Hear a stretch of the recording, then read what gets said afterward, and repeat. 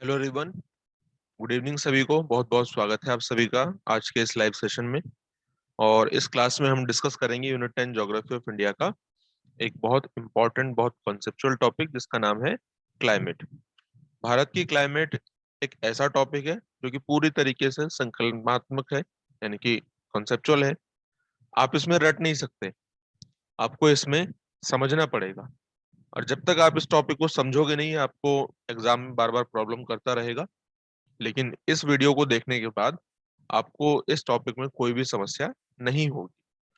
ठीक है। और ये वीडियो पब्लिक जाएगा, तो ये पेड ग्रुप के स्टूडेंट्स के लिए भी रहेगा और जो पेड ग्रुप में नहीं है ये उनके लिए भी रहेगा। ठीक है। तो साथ ही साथ मैं बताता चलूं आपको, पेपर 1 का हमारा बैच है, आप इसमें ज्वाइन कर सकते हैं। बैच 1 हमारा एडवांस कोर्स ऑन ज्योग्राफी 2.0 है। सबकी फीस सामने लिखी है। अभी रिसेंटली मैंने एक और बैच लॉन्च किया है, 45 डेज का क्रैश कोर्स। ठीक है। तो क्रैश कोर्स में भी आप ज्वाइन कर सकते हैं, उसकी फीस है मात्र 500 रुपीज। ठीक है। जिसका लिंक आपको कंप्लीट डिटेल्स का लिए मैंने एक वीडियो बनाई है, उसका लिंक नीचे डिस्क्रिप्शन में मिल जाएगा, आप उसे देख सकते हैं। ठीक है। तो ज्यादा देर ना करते हुए हम चलेंगे सीधा अपने आज के टॉपिक पर। ये हमारे कुछ टॉपिक हैं जो हम इंडियन ज्योग्राफी में कवर कर चुके हैं। Location extension India, geological history of India, physiography India की, ड्रेनेज सिस्टम भी हमने खत्म कर दिया। आज हम क्लाइमेट पर चर्चा करेंगे। क्लाइमेट और वेदर पहले तो दो शब्द होते हैं, देखो। एक है क्लाइमेट और एक है वेदर। इन दोनों में क्या अंतर है, इसके बारे में मैंने पहले भी चर्चा की है, तो आपको पता होगा। लेकिन जो नए स्टूडेंट हैं, क्योंकि ये पब्लिक जाने वाला है, तो मैं यहीं पर इसको मीनिंग क्लियर कर दूंगा। ठीक है। और बहुत आराम से, बहुत अच्छे तरीके से हम ज्योग्राफी ऑफ इंडिया में भारत की क्लाइमेट को समझने वाले हैं। देखो, क्लाइमेट क्या है और वेदर क्या है, ये दोनों बहुत अंतर नहीं है इनमें। वेदर मीन्स होता है मौसम हिंदी में, और क्लाइमेट माने होता है जलवायु। दोनों के पैरामीटर सेम है, जैसे temperature, air pressure, humidity, rainfall. ठीक है। ये सभी क्या है, ये एटमॉस्फेरिक पैरामीटर्स होते हैं। ठीक है। तो हमारे एटमॉस्फेयर की शॉर्ट टर्म एटमॉस्फेरिक कंडीशन, जिसमें हम temperature, air pressure, relative humidity, rainfall, cloudiness, इन सबको कंसीडर करते हैं शॉर्ट टर्म, 24 घंटे का जो कंडीशन है, इसे कहते हैं वेदर। और अगर इन्हीं चीजों को, temperature, pressure, relative humidity, rainfall, cloudiness, इनको हम लंबे समय पर काउंट करें, लंबे समय की स्टडी करें, मिनिमम मिनिमम 30 ईयर्स की, तो ये कहलाता है क्लाइमेट। दोनों के पैरामीटर सेम है। तो हम वेदर नहीं पढ़ने वाले हैं, हम क्लाइमेट पढ़ेंगे। और यूजीसी ने साफ साफ देखो सिलेबस में लिखा हुआ है कि आपको वेदर की कैरेक्टरिस्टिक्स, क्लाइमेट डिवीजन, इंडिया का मॉनसून, इसका मैकेनिज्म क्या है, इसका कैरेक्टरिस्टिक्स क्या है, जेट स्ट्रीम को पढ़ो, हिमालयन क्रायोस्फीयर रिजर्व, क्रायोस्फीयर को पढ़ो, ये सब लिखा हुआ है उन्होंने। बिल्कुल बेसिक से शुरू करते हैं। क्लाइमेट, क्लाइमेट क्या है, मैंने आपको अभी बताया कि एटमॉस्फेयर की लॉन्ग टर्म सिचुएशन को क्लाइमेट कहते हैं। ठीक है। भारत की जो क्लाइमेट है वो सब ट्रॉपिकल मॉनसूनी क्लाइमेट कहलाती है। सब ट्रॉपिकल रीजन क्या है, जो कि इक्वेटर से कर्क और मकर रेखा के बीच का क्षेत्र होता है, इसे हम कहते हैं सब ट्रॉपिकल रीजन। ठीक है। तो एक शब्द हमने समझा सब ट्रॉपिकल। दूसरा है यहाँ पर मॉनसूनी। कह रहा है कि भारत की जलवायु सब ट्रॉपिकल मॉनसूनी क्लाइमेट है। मॉनसूनी क्या, मॉनसून क्लाइमेट है, मॉनसून माने मानसून। तो कर्क मकर रेखा के बीच का क्षेत्र होता है सब ट्रॉपिकल। मॉनसून का मतलब क्या होता है, मॉनसून को समझते हैं, क्योंकि भारत की जलवायु यही है। ये जो मॉनसून शब्द है, ये अरेबिक शब्द से निकला है। एग्जाम में कभी अगर क्वेश्चन पूछ ले तो ये अरबी भाषा का शब्द है, मौसम, इससे निकला है। जो कि अरब के यात्री हुआ करते थे, वो अपना इसको इस्तेमाल करते थे। आपने ज्योग्राफिकल थॉट में पढ़ा है कि अरब के जो भी ज्योग्राफर रहे हैं वो मुख्य रूप से ट्रेडर्स थे, या यात्राएं करा करते थे और अपने वृत्तांत को लिखा करते थे। तो अरेबिक शब्द से ही निकला है ये मौसम शब्द है ना, जिससे फिर मॉनसून बना है। मौसम शब्द का मतलब होती, मॉनसून शब्द का मतलब है हवाओं की दिशा में ऋतु परिवर्तन के साथ कंप्लीटली चेंज हो जाना। जैसे आप भारत के संदर्भ में इसको समझिए, भारत में जब गर्मियों का सीजन होता है, जैसे अब गर्मियां आ रही हैं, तो हवाओं की दिशा होती है साउथ वेस्ट से नॉर्थ ईस्ट। ये साउथ है, ये वेस्ट है, तो साउथ वेस्ट से दिशा देखो आ रही है और नॉर्थ ईस्ट की तरफ जा रही है, इसीलिए हम इसे कहते हैं south west to north east. और इसे हम साउथ वेस्ट मानसून भी बोलते हैं। जिनको पता है अच्छी बात है, जिनको नहीं पता, मैं अभी धीरे धीरे करके बात खुलेगी तो फिर दूर तक जाएगी। इसे कहते हैं साउथ वेस्ट मानसून, क्योंकि ये साउथ वेस्ट की दिशा से जा रही है। देखो, जिस दिशा से हवा जाती है, मतलब आती है, उसी का नाम पड़ जाता है। ये गर्मियों का सीजन है, जब सूर्य कर्क रेखा पर लंबवत होता है या फिर इसकी तरफ आता है, तो हवा की दिशा ये होती है। लेकिन जब कर्क रेखा चली जाएगी साउथ में मकर रेखा के पास, अभी तो सूर्य नॉर्थ की तरफ आ रहा है, जब दिसंबर का समय होगा, 22 दिसंबर को मकर रेखा पर होगी और 22 दिसंबर से पहले मकर रेखा की तरफ आ रही होगी, तो हवाओं की दिशा एकदम उल्टी हो जाती है। अब हवा की दिशा ये हो जाएगी, जिसे हम लौटता हुआ मानसून कहते हैं। ठीक है, अभी एक एक करके डिटेल में हम सब बातें जानेंगे। तो इसकी दिशा आप देखो एकदम बदल गई है। इस मानसून को हम कहेंगे नॉर्थ ईस्ट मानसून या लौटता हुआ मानसून। हवा की दिशा एकदम बदल गई। जैसे ही ऋतु बदली, सीजन चेंज हुआ, हवा की दिशा कंप्लीटली रिवर्स हो गई। तो यहां पर इसी बात को लिखा गया है। ये हवा का एक ऐसा सिस्टम है जिसमें सीजनल रिवर्सल होता है विंड में। अगर हवा पहले नॉर्थ ईस्ट से साउथ वेस्ट से नॉर्थ ईस्ट जाती थी, तो सर्दियों में नॉर्थ ईस्ट से साउथ वेस्ट जाएगी, कंप्लीटली चेंज हो जाएगा। इसे ही मॉनसून कहते हैं। मॉनसून का मतलब ही ये होता है ऋतु परिवर्तन के साथ हवाओं की दिशाओं में भी कंप्लीटली चेंज हो जाना, अपोजिट हो जाना एकदम। ठीक है, अब ये जो मॉनसून हमने परिभाषा देखी है, ये विश्व में बहुत कम ऐसे देश हैं जहां पर इस प्रकार की क्लाइमेट मिलती है। अगर आप इस प्रकार की क्लाइमेट ढूंढने जाएंगे तो भारत एक ऐसा देश है जहां पर ये मुख्य रूप से ऐसी क्लाइमेट मिलती है। साथ ही साथ आपको कुछ साउथ ईस्ट एशिया वाले कंट्रीज हैं, चाइना, कोरिया, जापान, और कुछ ऐसे कंट्री जो कि लगभग लगभग 40 डिग्री नॉर्थ के आसपास है, साउथ ईस्ट एशिया के स्पेशली ऐसी कंट्री। यहाँ पर आपको टिपिकल मॉनसून टाइप की क्लाइमेट मिलती है, जिसको अभी हमने यहाँ पर डिस्क्राइब करा। ठीक है, इसी प्रकार की सिमिलर क्लाइमेट, एग्जैक्ट तो नहीं, सिमिलर टाइप की क्लाइमेट हमें कुछ और क्षेत्रों में, जैसे साउथ ईस्टर्न यूएसए है, कैरिबियन आइलैंड के क्षेत्र है, मेडागास्कर है, ईस्ट अफ्रीका का क्षेत्र है, गिनी कोस्ट वाला क्षेत्र है वेस्ट अफ्रीका में, साउथ ईस्ट एशिया है, फिलीपींस है, south eastern China, south Korea, Japan, north Australia. यहाँ पर भी सिमिलर टाइप की क्लाइमेट को एक्सपीरियंस किया जाता है। एग्जैक्ट नहीं है, सिमिलर है। ठीक है, अब ये देखिए, ये वो क्षेत्र हैं जहां पर मॉनसून क्लाइमेट हमें मिलती है, जो कि आपको मॉनसून और मॉनसून के जैसी क्लाइमेट मिलती है। ठीक है, लेकिन ट्रू मॉनसून क्लाइमेट इंडिया और उसके आसपास की कंट्रीज में मिलती है, जो साउथ ईस्ट एशिया की कंट्रीज हैं। ट्रू मॉनसून क्लाइमेट यहीं पर मिलती है। ठीक है, अब मॉनसून यहां पर से भी आप समझ सकते हैं, मैंने आपको भी बताया था कि जैसे मान लीजिए सूर्य अभी यहां पर आ रहा है, कर्क रेखा के पास 23.5 डिग्री नॉर्थ की तरफ अभी सूर्य आ रहा है ना। तो इस वजह से जो हवाओं की दिशा है वो क्या है, अभी इस प्रकार से है। अभी हवाओं की दिशा ऐसे आएगी। अभी मैं बताऊंगा एक एक करके डिटेल में सारी चीजें, इस प्रकार से। और ये इसको बोलते हैं साउथ वेस्ट से नॉर्थ ईस्ट मानसून। जब सूर्य चला जाएगा साउथ में, तो यही दिशा हो जाएगी नॉर्थ ईस्ट से साउथ वेस्ट। ये मानसून कहलाता है, ऐसा करेक्ट, ऐसा फिनोमिना। स्पेशली अगर हम भारत के मानसून की बात करें, तो भारत का मानसून पूरे विश्व में बहुत विविधताओं का भारत देश है, बहुत ज्यादा डाइवर्सिटी का देश है हर तरीके से। अगर आप क्लाइमेटिकली देखिए, हिस्टोरिकली देखिए, रिलीफ फीचर के एस्पेक्ट से देखिए, कल्चरली देखिए, हर एक एस्पेक्ट से हमारा भारत एक ऐसी कंट्री जो कि बहुत आसानी से पूरे विश्व में नहीं मिलती है। जहां आपको एक तरफ 55 डिग्री सेल्सियस दिखाई देता है राजस्थान में, वहीं आपको माइनस में भी यहाँ पर टेम्परेचर दिखाई देता है लेह के पास।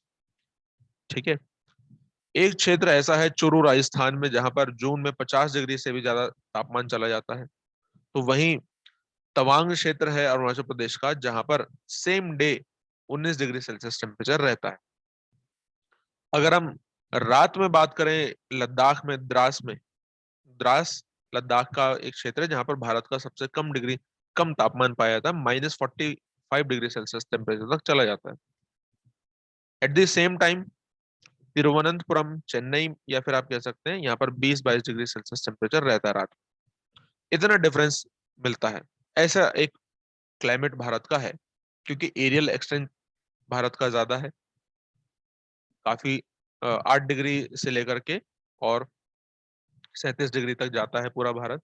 8 डिग्री 4 मिनट से 37 डिग्री 6 मिनट तक एरियल एक्सटेंट इसमें वेरी करता है। इस वजह से ये चीजें हैं कि एक ही समय में एक जगह पर बहुत ज्यादा गर्म है, एक जगह पर ठंडा हो रहा है, ऐसे ऐसे क्लाइमेट है। फिर पहाड़ भी उसमें डिपेंड करते हैं, ऊंचाई उनकी। अभी तो मैं बस आपको एक ओवरव्यू बता रहा हूँ, शुरुआत कर रहा हूँ यहाँ से, ठीक है। केरल की बात की जाए, केरल अंडमान निकोबार आइलैंड में, तो इनमें भी काफी ज्यादा डिफरेंस रहता है टेम्परेचर में, रात के और दिन के टेम्परेचर में, ठीक है। मे बी 7 और 8 डिग्री सेल्सियस का यहाँ पर डिफरेंस रहता है। लेकिन अगर आप थार डेजर्ट की बात कीजिए, थार डेजर्ट में दिन का तापमान 50 डिग्री सेल्सियस तक चला जाता है, जबकि रात का तापमान 15 से 20 डिग्री सेल्सियस होता है। ऐसा क्यों होता है? क्योंकि थार डेजर्ट में रेत है, और रेत सबसे पहले बनने का कारण क्या है? अरावली की दिशा सेम वैसी ही है जैसे साउथ वेस्ट मानसून की दिशा होती है। तो अरावली इनको रोक नहीं पाता, जैसे हिमालय बैरियर का काम करता है ना, वैसे ही अरावली रोक नहीं पाएगा। तो इस वजह से बारिश नहीं होती है, रेनफॉल नहीं होगा, तो फिर सूखा बनेगा। सूखा होगा तो लगातार सॉइल का मॉइस्चर कम होता रहेगा, रिड्यूस होगा, जिसकी वजह से सॉइल एकदम ड्राई हो जाती है, बन गया रेत। अब रेत सोने पे सुहागा ये होगा, ये रेत ज्यादा से ज्यादा एनर्जी को एब्जॉर्ब करता है दिन के समय, लेकिन उसको होल्ड नहीं कर पाएगा रात के समय। तो दिन में तो एनर्जी एब्जॉर्ब करी, गर्म हो गया 50 डिग्री सेल्सियस तापमान, और रात में रिलीज कर दिया सारा तापमान, तो इसलिए टेम्परेचर कम हो गया। तो डेली टेम्परेचर वेरिएशन यहाँ पर ज्यादा होता है। ऐसा भी सिचुएशन हमें इंडिया में दिखाई देखो मिलती है। एक तरफ चेरापूंजी मासिमराम है, जहां पर 1080 सेंटीमीटर से भी ज्यादा बारिश होती है। खासी हिल मेघालय में पड़ता है। आप जानते हैं कि भारत का ही नहीं बल्कि पूरे विश्व का सबसे ज्यादा रेनफॉल वाला एरिया है मासिमराम। दूसरी तरफ आप जैसलमेर देखिए, यहाँ पर हार्डली 9 सेंटीमीटर रेनफॉल हो पाता है सेम पीरियड में। अगर आप गारो हिल्स को और ये राजस्थान को कंपेयर करें, तो जितना रेनफॉल गारो की पहाड़ियां मेघालय में, इधर चेरापूंजी मौसिनराम में, जितना सिंगल डे में होता है, जितना रेनफॉल यहाँ पर एक दिन में होता है, उतना रेनफॉल जैसलमेर में होने के लिए 10 साल लग जाएंगे, जितना रेनफॉल यहाँ पर एक दिन में हो जाता। तो ऐसा भारत इतना डाइवर्सिफाई वाला एरिया है, ठीक है। while the annual precipitation less than 10 centimetre in the north west Himalaya, और नॉर्थ वेस्ट हिमालय में देखो 10 सेंटीमीटर से भी कम बारिश होती है। वेस्टर्न डेजर्ट में इतनी कम बारिश होती है, वेस्टर्न हिमालय, वेस्टर्न डेजर्ट में। वहीं मेघालय में देखो 400 सेंटीमीटर के भी पार बारिश चली जाती है।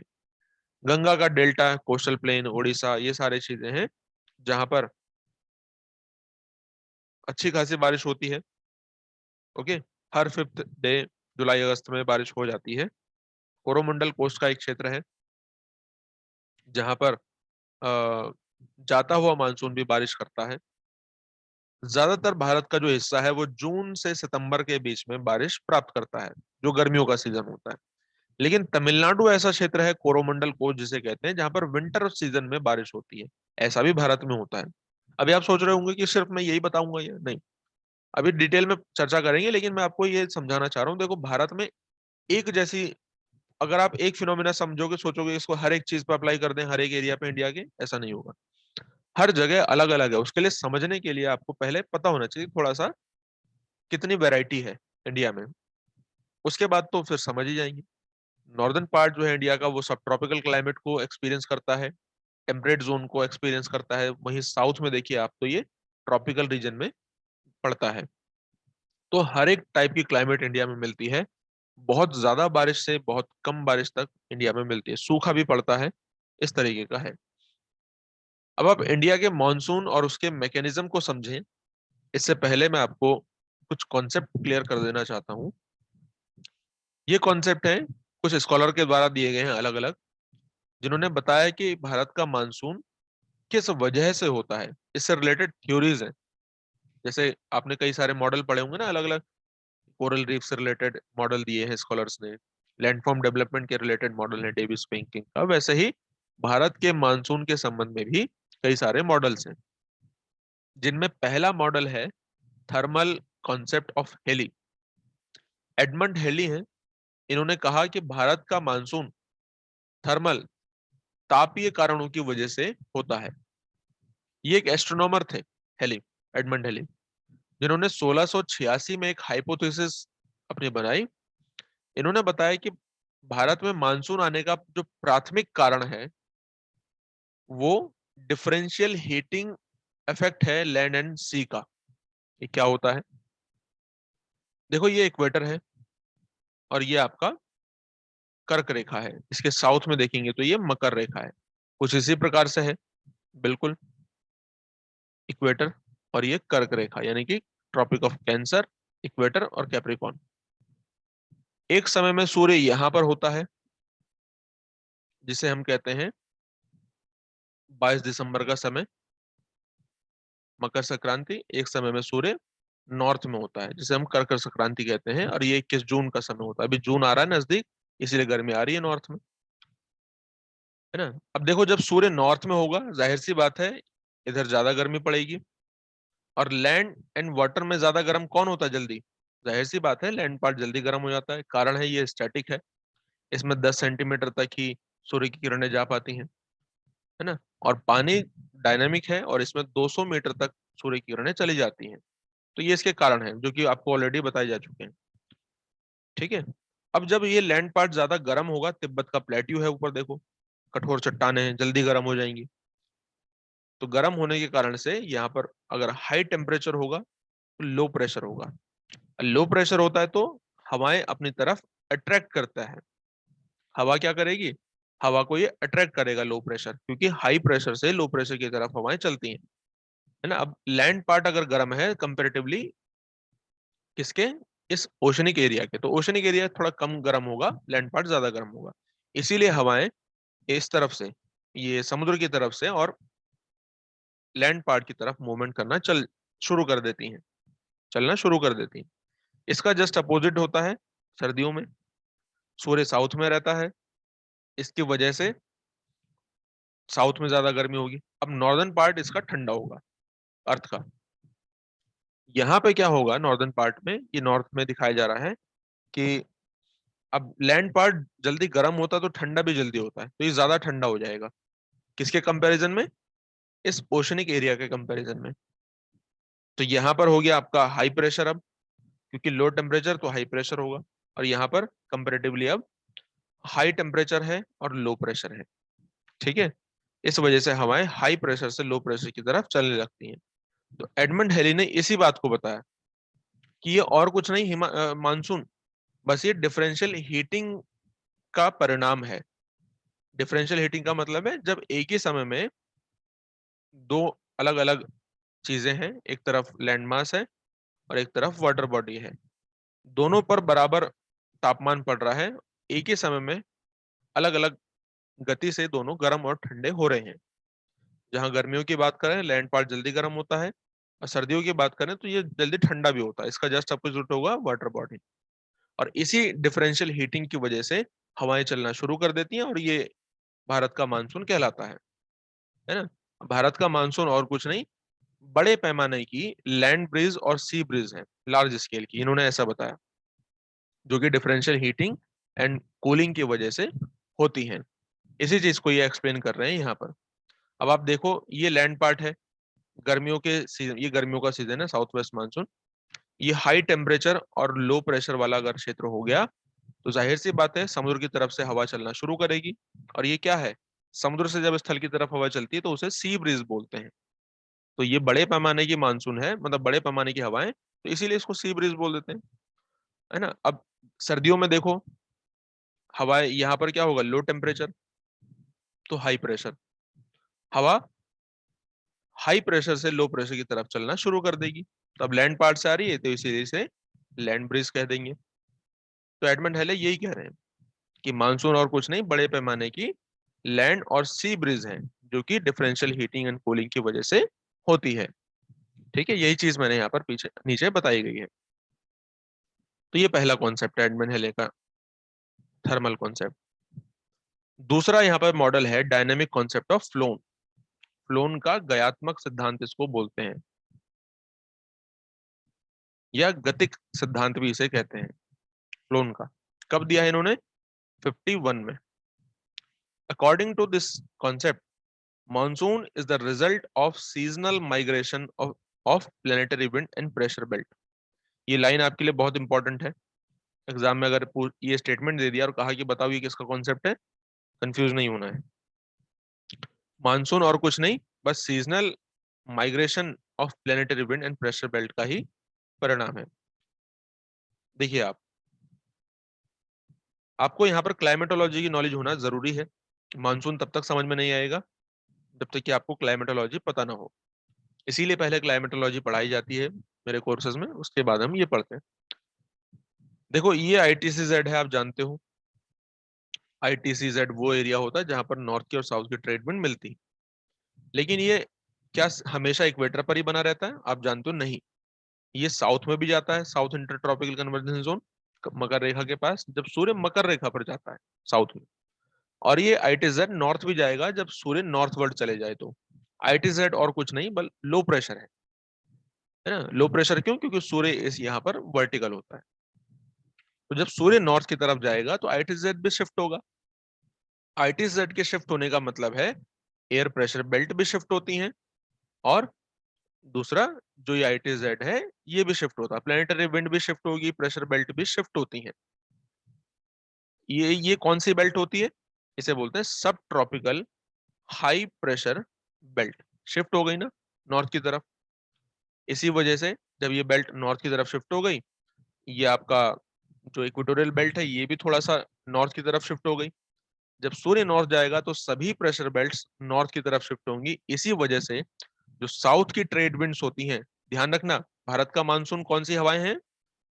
कई स्टूडेंट्स को ये पता नहीं होता कि मानसून आ कहां से रहा है। तो ये जो हवाएं हैं, मान लीजिए ये सूर्य यहाँ पर अभी वर्टिकल है, मकर रेखा कर्क रेखा पर 23.5 डिग्री नॉर्थ पर, यहीं पर भारत है। तो सूर्य, अब सारी जो प्रेशर बेल्ट्स हैं वो साउथ की तरफ से आ रही हैं, क्योंकि प्रेशर बेल्ट नॉर्थ की तरफ से शिफ्ट हो गया है, सूर्य नॉर्थ में गया है। ये NTCZ कहलाएगा, जो कि ITZ था, यहाँ पर NTCZ हो गया है। तो हवाएं क्या करती हैं? इनको तो लो प्रेशर एरिया में जाना है। हवा साउथ से, क्योंकि साउथ में अपने लेफ्ट हैंड साइड मुड़ती हैं, पेरेल का नियम याद कीजिए, जैसे इक्वेटर को पार करती है अपने राइट हैंड साइड मुड़ गई। देखो, तो बन गई क्या? South west monsoon. किस वजह से हुआ? ये हुआ है प्लेनेटरी विंड और प्रेशर बेल्ट के शिफ्ट होने की वजह से। और ये शिफ्ट क्यों हुआ है? क्योंकि सूर्य नॉर्थवर्ड चला गया है। तो इसमें दो इंपॉर्टेंट बातें हैं।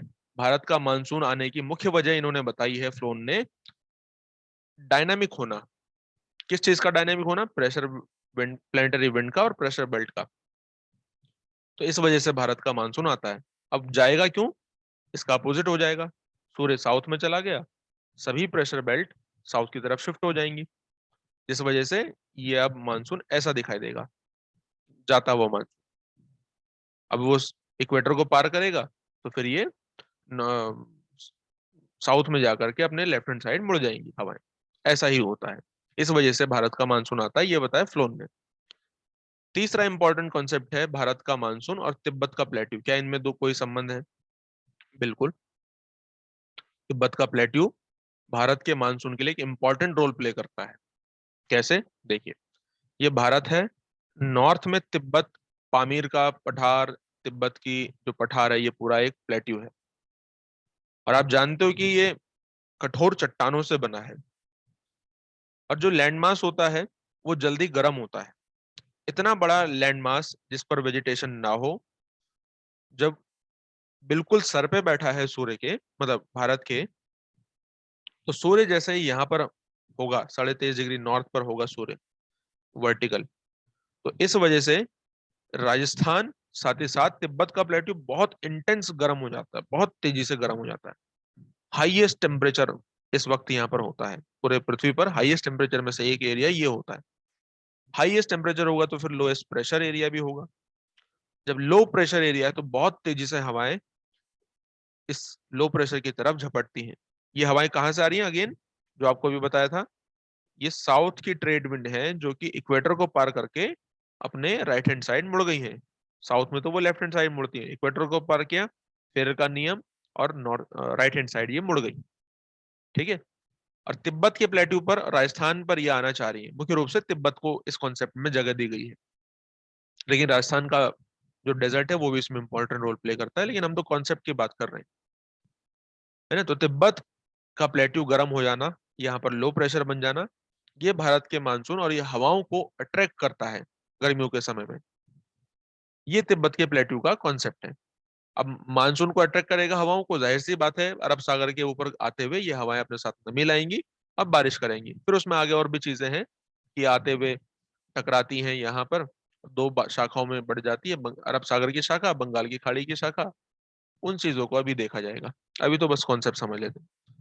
1973 में मोनेक्स मॉनसून एक्सपेडिशन, मोनेक्स, ये ऑर्गेनाइज किया गया था, जो कि सोवियत यूनियन और इंडिया का एक जॉइंट एक्सपेडिशन था, जिसमें रशियन साइंटिस्ट भी थे चार, दो इंडियन शिप्स भी इसमें थी, इंडियन साइंटिस्ट भी थे, और मॉडर्न इंस्ट्रूमेंट लेकर के ये चले गए इंडियन ओशन में, अरब सागर में, इन्वेस्टिगेट करने के लिए कि इंडियन मानसून का फिनोमिना है क्या, कैसे करके भारत का मानसून आता है।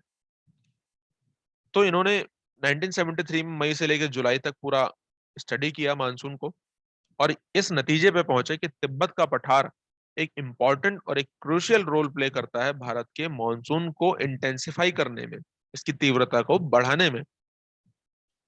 58 में ऑलरेडी डॉक्टर पी कोटेश्वरम थे, ये director general of Indian meteorological observatories रह चुके थे, डायरेक्टर जनरल इसके। इन्होंने बताया कि हाँ, इंडियन मानसून के लिए, इंडियन मानसून को इम्पैक्ट करने वाला तिब्बत का प्लेट्यू एक बहुत इंपॉर्टेंट फैक्टर है, बहुत इंपॉर्टेंट कॉज है, कारण है।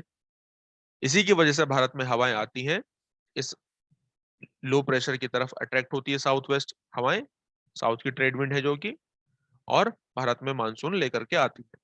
डॉक्टर पी कोटेश्वरम का नाम आपको बहुत अच्छे से याद रखना है, 58 में इन्होंने ये बात कही एग्जाम में, क्योंकि क्वेश्चन पूछा गया है। ठीक है, तो तिब्बत का पठार भी भारत के मानसून से संबंधित है। अगला आता है आपका concept, jet stream concept. Jet stream और इंडियन मानसून का कॉन्सेप्ट अगर कभी नाम पूछ लिया जाए, असल में jet stream concept, jet stream ये एमटी ने नहीं दिया है। हाँ, जेट स्ट्रीम और इंडियन मानसून में एक रिलेशन है, इस बात को एमटी ने 1949 में बताया है। ये आप इनसे लगा सकते हैं कि कौन सा कॉन्सेप्ट किसने दिया है। इन्होंने कहा जेट स्ट्रीम होती क्या है। आप जानते हैं कि जेट स्ट्रीम सरफेस की हवाओं के अपोजिट डायरेक्शन में अपर एटमॉस्फेयर में चलने वाली हवाएं होती। इसे हमने प्लेनेटरी विंड जब पढ़ा था तब भी समझा था, है ना। तो जैसे ये इक्वेटर है, ऊपर आपका ट्रॉपिक ऑफ कैंसर, नीचे कैप्रिकॉर्न है, तो ये हवा है, ये ट्रेड विंड है, जो कि 30-35 डिग्री अक्षांश से 0 डिग्री की तरफ आती है। ठीक है, ऐसे ही साउथ में भी होता है, लेकिन साउथ में हवाएं लेफ्ट हैंड साइड मुड़ जाती है। ठीक। अब यहाँ पर क्या है, लो प्रेशर जोन है, यहाँ पर डोल ड्रम की पेटी है, 5 डिग्री नॉर्थ 5 डिग्री साउथ के बीच में डोल ड्रम की पेटी है, जिसकी वजह से हवाएं ऊपर उड़ जाती हैं, आते ही ऊपर उड़ गई, ऊपर उठने के बाद अपर एटमॉस्फेयर में चलती हैं और फिर जाकर के 30-35 पे बैठ जाती। तो ये अपर एटमॉस्फेयर में जो हवा चल रही है, सरफेस की हवा के देखिए अपोजिट डायरेक्शन है, विपरीत दिशा है। ठीक है, इस ऊपर अपर एटमॉस्फेयर में चलने वाली हवा को कहते हैं जेट स्ट्रीम। क्या कहते हैं? जेट स्ट्रीम, जो कि आपको ऑलरेडी बताई गए हैं कॉन्सेप्ट। ठीक है, अब आप जरा ध्यान दीजिए भारत के मानसून से कैसे संबंधित है। क्या ये भारत के मानसून को तीव्रता देती हैं, इंटेंसिफाई करते हैं? बिल्कुल सही बात है, हाँ करती हैं। ये आप सरफेस पे जो हवाएं देख रहे हैं, ये है साउथ वेस्ट मानसून। कैसे करके पता लगा? तो देखो, अभी आपको मैंने बताया था कि जब सूर्य नॉर्थ में होता है, ये सूर्य नॉर्थ में है, तो साउथ से हवाएं आएंगी। अब सबसे पहले ये साउथ में अपने लेफ्ट हैंड साइड मुड़ी, जैसे ही इक्वेटर को पार करेंगे, फेरेल के नियम का पालन करते हुए राइट हैंड साइड मुड़ गई। तो ये साउथ वेस्ट मानसून है ना, सरफेस पर हवा चल रही है, यही तो है वो सरफेस पर जो हवा चल रही है। अब भारत में भी एंटर करेंगे इसी प्रकार से, यहीं पर भारत भी है, तो भारत में मानसूनी हवाएं आ रही हैं। ये इंडियन ओशन के ऊपर से आ रही हैं, पानी के ऊपर से आएंगी तो अपने साथ नमी लेकर आएंगी, पेनिनसुला प्लेट्यू से टकराएंगे, आते आते भारत के शिवालिक हिमालय, लेसर हिमालय और ग्रेटर हिमालय से टकराएंगी। और लो प्रेशर बना हुआ है इसके ग्रेटर हिमालय के बियॉन्ड, पार तिब्बतन प्लेट्यू में हवा ऊपर उठ रही है लगातार। तो ग्रेटर हिमालय से भी हवा इस तरीके से टकरा के, क्योंकि ऊंचाई काफी ज्यादा है, पार नहीं जा पाएगी, ऊपर उठ जाएगी।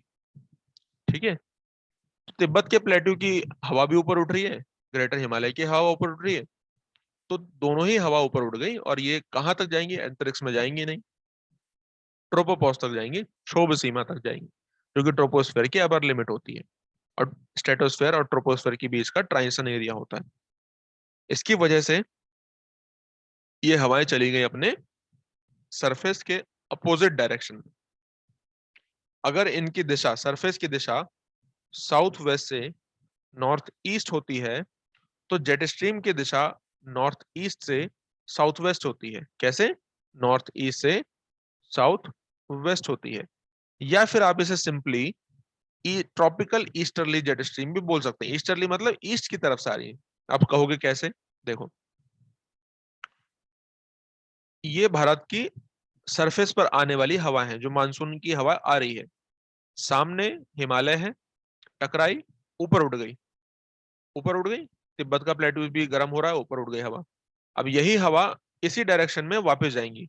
वापस जाने वाली हवाओं का कलर चेंज कर देते हैं ताकि कंफ्यूजन ना हो। हवा इसी दिशा में अब वापस जा रही है, देखो। लेकिन ये अपर एटमॉस्फेयर की हवा है, जो ब्लू कलर से मैं बना रहा हूं, अब ऊपर चल रही है हवा सरफेस के। इनकी दिशा आप देखिए, ये ईस्ट है, ये वेस्ट है, और ऊपर नॉर्थ है। तो नॉर्थ ईस्ट से साउथ वेस्ट जा रही है ना। अगर आप इसको लोकल लेवल पर देखोगे तो ये नॉर्थ ईस्ट नहीं, बल्कि आपको ईस्ट ही दिखाई देगी। इसीलिए इन अपर एटमॉस्फेयर की जेट स्ट्रीम को ट्रॉपिकल जेट स्ट्रीम बोलते हैं। ये साउथ या फिर वेस्टर्ली ट्रॉपिकल जेट स्ट्रीम नहीं, बल्कि ईस्टर्ली ट्रॉपिकल जेट स्ट्रीम है। बहुत ध्यान से ध्यान रखना, जितनी तेजी से ये हवा जाकर इंडियन ओशन में बैठेगी, हाई प्रेशर क्रिएट करेगी। जितना हाई प्रेशर यहाँ पर बनेगा, ये बहुत तेजी से फिर हवा आगे बढ़ेगी इस लो प्रेशर की तरफ। लो प्रेशर भी बहुत तेजी से बना होना चाहिए, और हाई प्रेशर जितना तेजी से बढ़ेगा, तो ये तेजी से बैठेंगे इंडियन ओशन में, ये पुश करेंगी सरफेस की हवाओं को, धकेलेंगी, और तेजी से जाओ, तो जल्दी जल्दी मानसून आएगा। तो क्या जेट स्ट्रीम भारत के मानसून से संबंधित है? आपको इसका जवाब मिल गया होगा कि हाँ, संबंधित है। तेजी से अगर हवा नीचे बैठ रही है तो ये पुश करेगी सरफेस की हवाओं को, भारत में मानसून तेजी से जाएगा, हर 3-3 4-4 दिन पर बारिश होगी। यही बात अब मैंने यहाँ पर लिखी हुई है, किस प्रकार से ये सारी चीजें होती हैं। जेट स्ट्रीम अपर एटमॉस्फेयर में चलने वाली हवा होती है, और ये कैसे करके हवा गर्म होती है, ऊपर उठती है, तिब्बत का प्लेट्यू से भी गर्म होती है, जेट स्ट्रीम कहलाती है ना। तो तिब्बत का प्लेट्यू एक बैरियर की तरह भी काम करता है ना, और ये गर्म हो जाता है, और ईस्टर्ली डायरेक्शन में जेट स्ट्रीम चलने लगती है। फिर वो जाकर के बैठेगी इंडियन ओशन में, और फिर भारत के मानसून को वो तेजी से इंटेंसिफाई करती है। मैक्सिमम इसकी स्पीड 90 से 90 किलोमीटर पर आवर के आसपास हो सकती है। ठीक है, तो ये चीजें आपको ध्यान रखनी है। मैंने सारी चीज लिखी हुई है, आप पढ़ लीजिएगा, कॉन्सेप्ट मैंने आपको भी बता दिया। ठीक है, अब हम बढ़ते हैं आगे। ये भारत में दिखाया जा रहा है, जेट स्ट्रीम को, डायरेक्शन को दिखाया जा रहा है यहाँ पर। ठीक है, एक और कॉन्सेप्ट है भारत के मानसून से संबंधित, जिसे हम एल नीनो बोलते हैं। एल नीनो कॉन्सेप्ट, क्या ये भी भारत के मानसून से संबंधित है? बिल्कुल है, कैसे संबंधित नहीं है? एल नीनो मैंने ऑलरेडी बताया गया है, जो पेड ग्रुप में है उनको तो बताया ही है, साथ ही जो फ्री में इस लेक्चर को मैंने अपलोड भी किया है। हमारी एक प्लेलिस्ट है, concept and theories in geography, उसमें जाकर आप देखिए। मैं इस वीडियो के प्लेलिस्ट में, इस वीडियो की मतलब उस प्लेलिस्ट को लगा दूंगा, मतलब इसी वीडियो के डिस्क्रिप्शन में, जिसमें कॉन्सेप्ट एंड थ्योरीज बताई गई, उसमें हमने एल नीनो भी डिस्कस किया हुआ है। एल नीनो और कुछ नहीं, बल्कि एल नीनो क्या है, एक काउंटर इक्वेटोरियल करंट है। नॉर्मल ईयर में ये गर्म पानी इक्वेटर का गर्म पानी, इक्वेटर पर गर्म पानी ही होगा, एल नीनो गर्म पानी ही है, ये काउंटर इक्वेटोरियल करंट है। लेकिन गर्म पानी नॉर्मल ईयर में यहाँ पर साउथ वेस्टर्न पैसिफिक ओशन में कंसंट्रेट रहता है, इकट्ठा रहता है, साउथ वेस्टर्न पैसिफिक ओशन। ठीक है, जिसकी वजह से यहाँ पर होगा हाई टेम्परेचर और लो प्रेशर, हवा ऊपर उठेगी, बादल बनेंगे, बारिश होगी। तो ऑस्ट्रेलिया में बारिश होगी। तो भारत का मानसून भी जब आ रहा होता है ऐसे इसे कैंसर, ट्रॉपिक ऑफ कैंसर को पार करके, तो वो ऐसे भारत में मानसून आ जाएगा। ठीक है, यहाँ पर भी हाई प्रेशर बना हुआ, हवा बादल यही बनेंगे, बारिश हो जाएगी।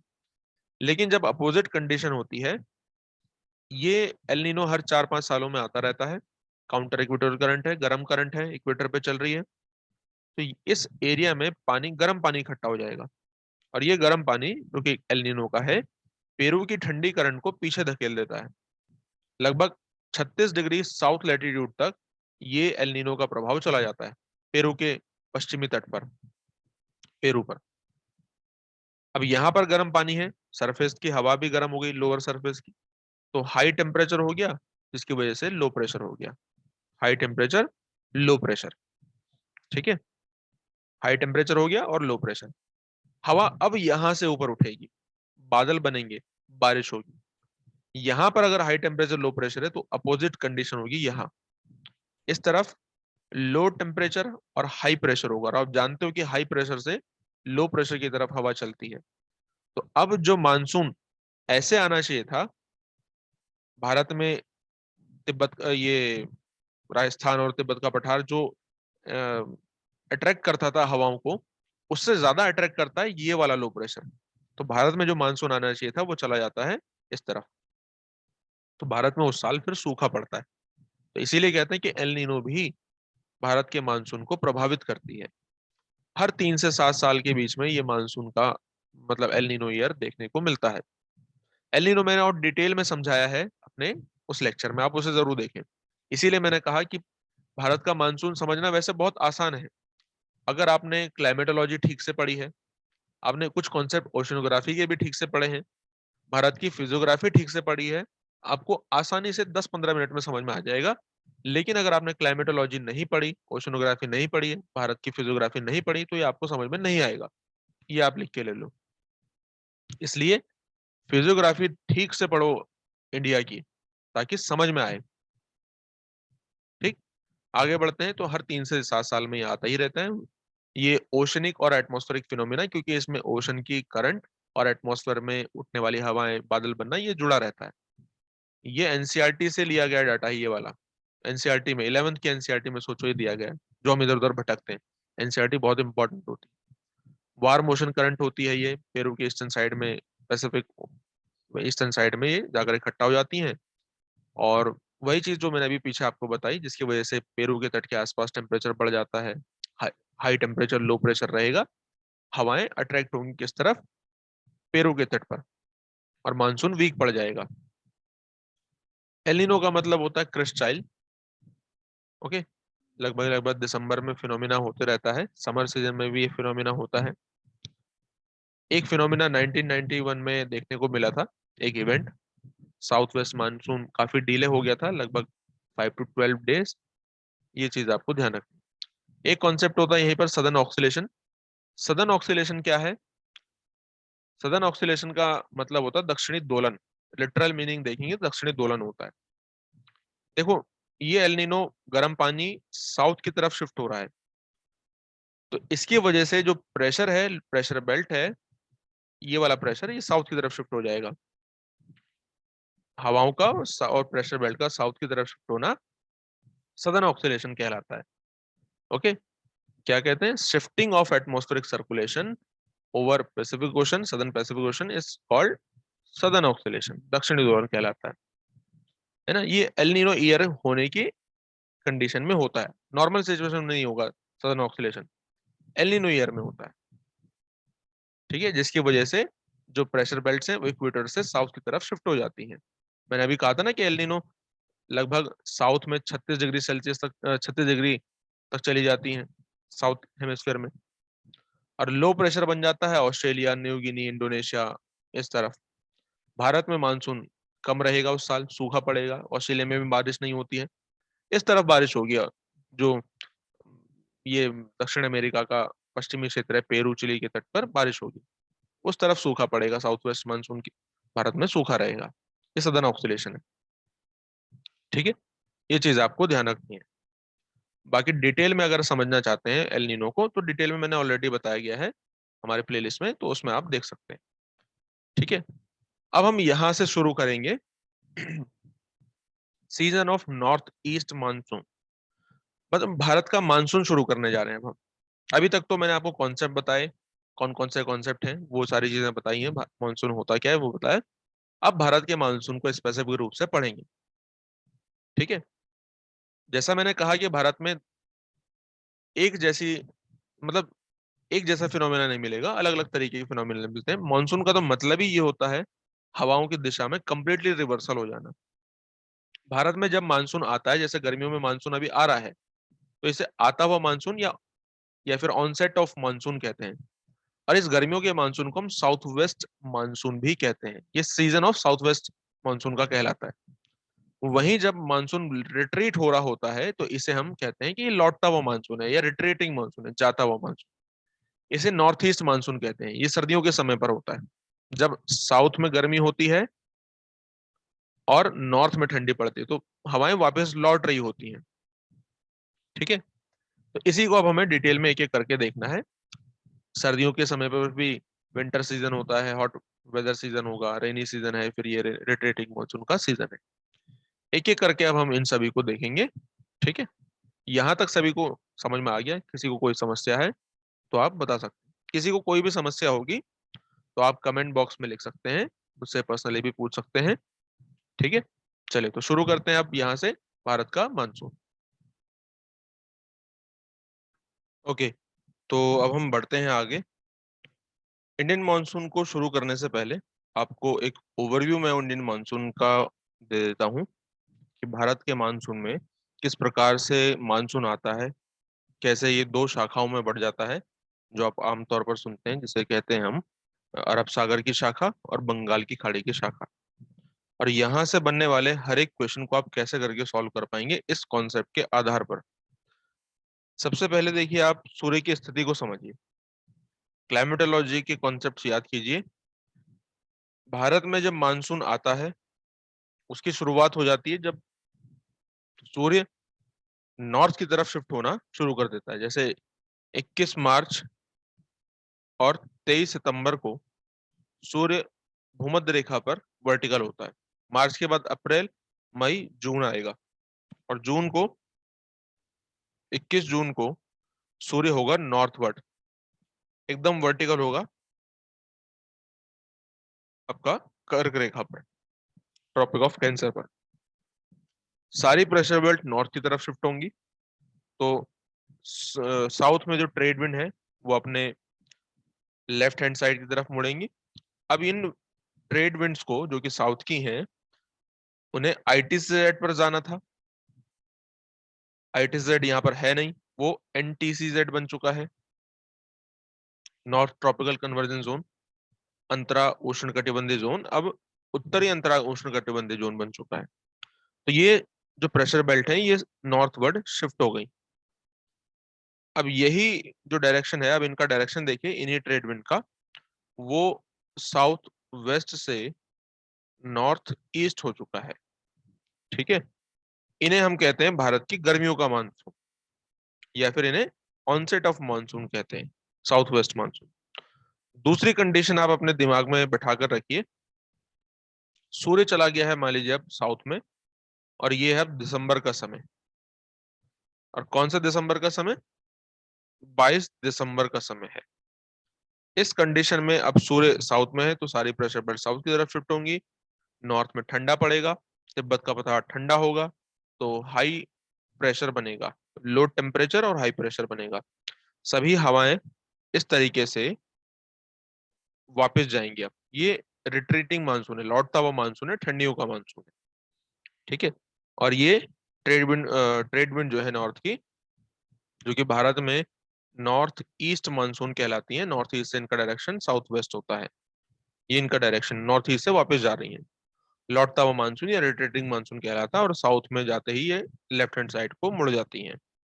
ठीक है, तो ये एक फिनोमिना जो आपको याद रखना है।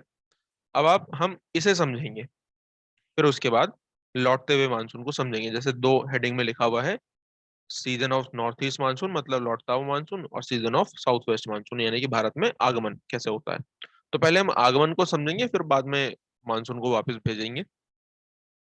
देखिए, भारत की फिजियोग्राफी ऐसी है कि ये मानसून को बहुत हद तक कंट्रोल करती है, इसे डाइवर्ट करती है। जैसे यहाँ पर ये साउथ वेस्ट की हवाएं आ रही हैं, ये हवाएं जब भारत में एंटर करना चाहती हैं, तो भारत की फिजियोग्राफी ऐसी है। अगर भारत प्लेन होता, प्लेन एरिया होता पूरा, ये बीच में प्रायद्वीप भारत का पठार नहीं होता, साउथ में कई सारी चोटियां हैं जो नहीं होती, तो भारत में मानसून सीधे हवाएं चली जाती हैं ऐसे। और हिमालय नहीं होता तो भारत में बारिश होती भी नहीं, प्लेन होता एकदम अगर भारत तो। हिमालय एक बैरियर की तरह काम करता है, मानसून को रोक लेता है, बारिश कराता है। उससे पहले ही भारत की मानसून दो शाखाओं में क्यों बढ़ जाता है। यहाँ पर देखो, एक पर्वत है, अनाईमुड़ी पर्वत है, पूरा प्रायद्वीप भारत का पठार है, जिसमें यहाँ पर पूरा ये सह्याद्री की पहाड़ियां हैं, अलग अलग महाबलेश्वर, और भी कई पहाड़ियों के नाम आपने सुने हैं। दोदा बेटा का नाम आपने साउथ में सुना है, अनाईमुड़ी का नाम सुना है, नीलगिरी का नाम सुना है। सीक्वेंस में ये पहाड़ियां हैं, जिसकी वजह से मुख्य रूप से ये अनाईमुड़ी की पहाड़ियां, ये मानसूनी हवाएं इस तरीके से पार होकर के नहीं जा पाती हैं, दो शाखाओं में बढ़ जाती हैं ऐसे, बढ़ गई। ठीक है, ये शाखा कहलाएगी अरब सागर की शाखा, क्योंकि अरब सागर के ऊपर से जा रही है। दूसरी कहलाती है बंगाल की खाड़ी की शाखा, बे ऑफ बंगाल ब्रांच। ठीक है, अब आपको एक चीज हमेशा ध्यान रखनी है, मानसूनी हवाओं में जो क्षेत्र पहले पड़ेगा पास, वहां पर ज्यादा बारिश होगी। जो बाद में क्षेत्र पड़ेगा वहां पर कम बारिश होगी। सिंपल सा लॉजिक है। कैसे, ये देखिए आप, ये अरब सागर की शाखा है, इस प्रकार से आगे बढ़ेगी। तो यहाँ पर देखो, ये जैसे यहाँ पर अरब सागर से और बंगाल की खाड़ी से इसने मॉइस्चर प्राप्त किया होगा, नमी हवाओं ने, जहां पर सबसे पहले टकराएंगे साउथ में, केरल में सबसे ज्यादा बारिश वहीं करेंगे। केरल के बाद कर्नाटक पहुंचेंगी, कर्नाटक के बाद महाराष्ट्र पहुंचेंगी, गोवा भी है बीच में, फिर उसके बाद गुजरात पहुंचेंगी, फिर राजस्थान पहुंचेंगी। तो बारिश करते करते करते करते करते लास्ट में राजस्थान पड़ता है। राजस्थान में कोई ऐसा बैरियर है भी नहीं कि इन हवाओं को ऐसे करके रोक पाए। अरावली इन्हीं दिशाओं के समानांतर है, पैरेलल है। हवाएं रोक नहीं पाती, मतलब हवाओं को ये अरावली रोक नहीं पाती है। और मॉइस्चर भी पूरा खत्म हो चुका है अरावली में। ये मानसून हवाओं ने केरल में बारिश करी, फिर महाराष्ट्र में बारिश, कर्नाटक में बारिश करी, महाराष्ट्र में बारिश करी, गुजरात में करी। अब नमी खत्म हो चुकी है बारिश करते करते, इसकी वजह से यहाँ पर बारिश नहीं पहुंच पाती है। ये इसका कारण है। तो एग्जाम में क्वेश्चन देता है कि आप सीक्वेंस अरेंज करो घटते से बढ़ते क्रम में। अब ये बताओ, कोई कोई बड़ा मुश्किल काम है? नहीं। केरल का आपको कोई शहर दे दे, तिरुवनंतपुरम दे दिया, कर्नाटक का दे दिया कोई बेलगाम या कोई ऐसा, महाराष्ट्र का दे दिया मुंबई, गुजरात का दे दिया आपको कोई शहर अहमदाबाद, राजस्थान का आपको कोई जिला दे दिया बाड़मेर बीकानेर, ऐसे कुछ भी। कहा सीक्वेंस अरेंज करो, जाहिर सी बात है जो पहले पड़ेगा वहां ज्यादा बारिश होगी, जो बाद में आएगा वहां कम बारिश होगी, है ना। और यहाँ पर कोस्टल एरियाज भी हैं। देखो, कोस्टल एरिया है, काठियावाड़ा तट है, कोंकण तट है, कन्नड़ तट है, मालाबार तट है। यहाँ पर बारिश होगी। कौन से मानसून से? साउथ वेस्ट मानसून से बारिश होगी। सिंपल सी बात है। और ये बारिश कैसी होगी? ये पर्वतीय वर्षा है, ओरोग्राफिक रेनफॉल है। क्यों? क्योंकि ये जो पश्चिमी घाट का क्षेत्र है, ये कुछ इस प्रकार से हवा टकराती है, हवा ऊपर उठती है, बादल बनते हैं, बारिश होती है। कैसा रेनफॉल होगा? ओरोग्राफिक। सिंपल सा लॉजिक है। दूसरी शाखा आप देखिए जाएगी इस प्रकार से। अब क्या ये इस एरिया में बारिश कराएगी? नहीं, नहीं टकरा पाएगा बारिश। यहाँ पर अनाईमुड़ी की शाखा है, पर्वतीय पठार है, क्या ये शाखा तमिलनाडु में जा पाएगी? नहीं, बारिश नहीं होगी। तमिलनाडु में ग्रीष्मकालीन मानसून से या साउथ वेस्ट मानसून से बारिश नहीं हो पाती है, इस कारण से, अनाईमुड़ी की वजह से, सह्याद्री की वजह से, मुख्य रूप से अनाईमुड़ी। तो दूसरी शाखा चली गई आपका बंगाल की खाड़ी की शाखा।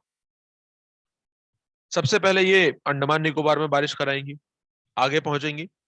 और मेघालय में तीन पहाड़ियां हैं, गारो, खासी, जयंतिया, ये तीनों फनल शेप में है, फन के आकार की है, ऐसे जैसे नाक का फन होता है वैसे ही फनल शेप में।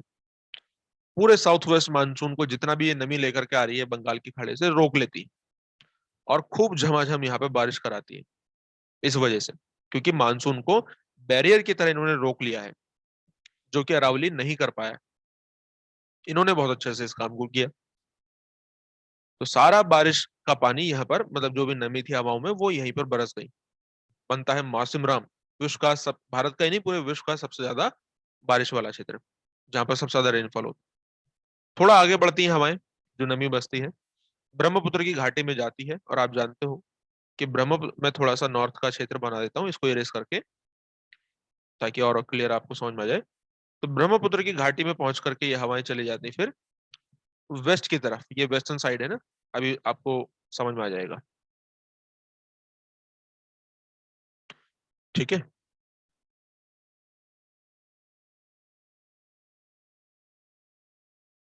ठीक है, देखो, ये जो क्षेत्र था अभी मैंने बताया आपको, ऐसे हवा आ रही है, बंगाल की खाड़ी की शाखा चली गई, अरब सागर में, ये अंडमान निकोबार में बारिश कराई।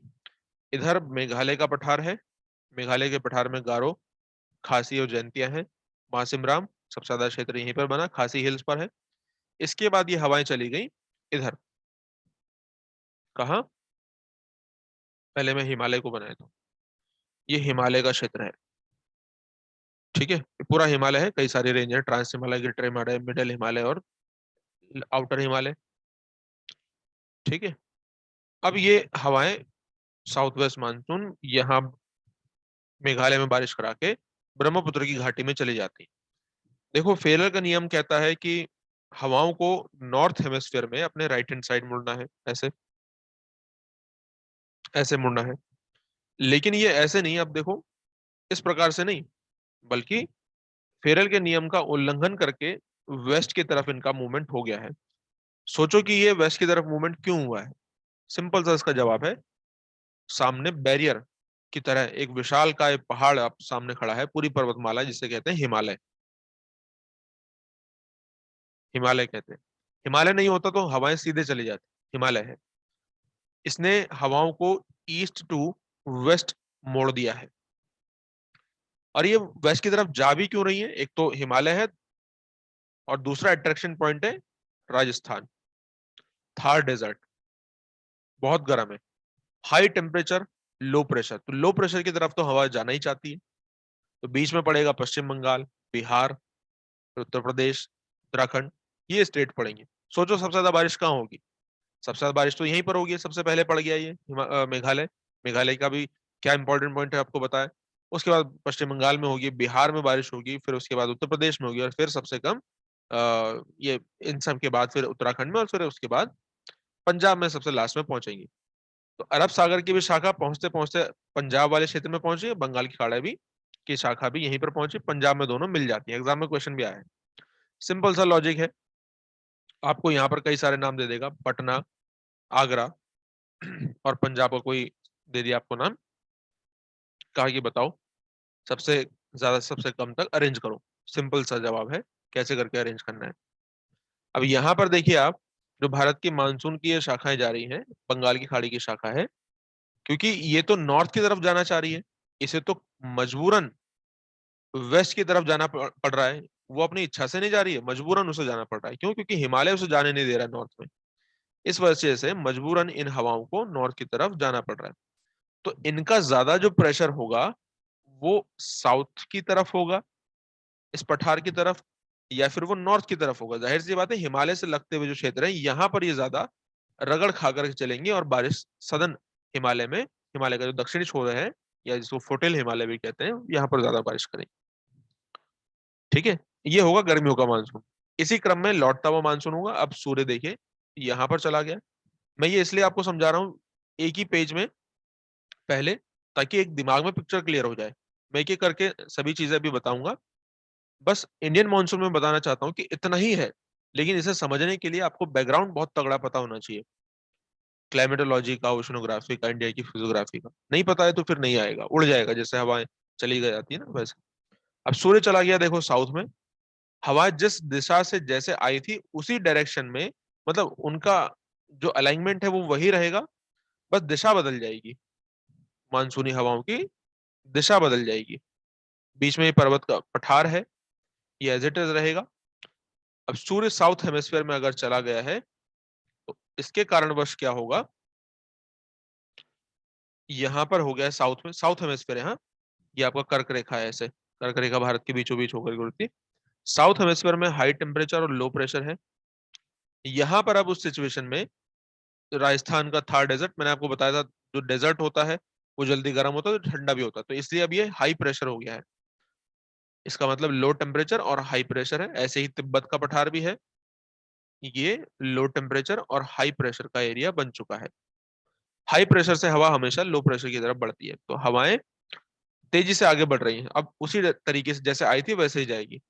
क्या ये आती हुई हवा ऐसे बारिश कराएगी? नहीं, क्यों? क्योंकि ये स्थल भाग से आ रही है। बारिश तब कराती है हवाएं जब वो पानी के ऊपर से जाती है, क्योंकि मॉइस्चर धारण करेंगी, नमी, तभी तो बारिश कराएंगी। पानी ऊपर से बरसता है कि हवा बरसती है? पानी बरसता है।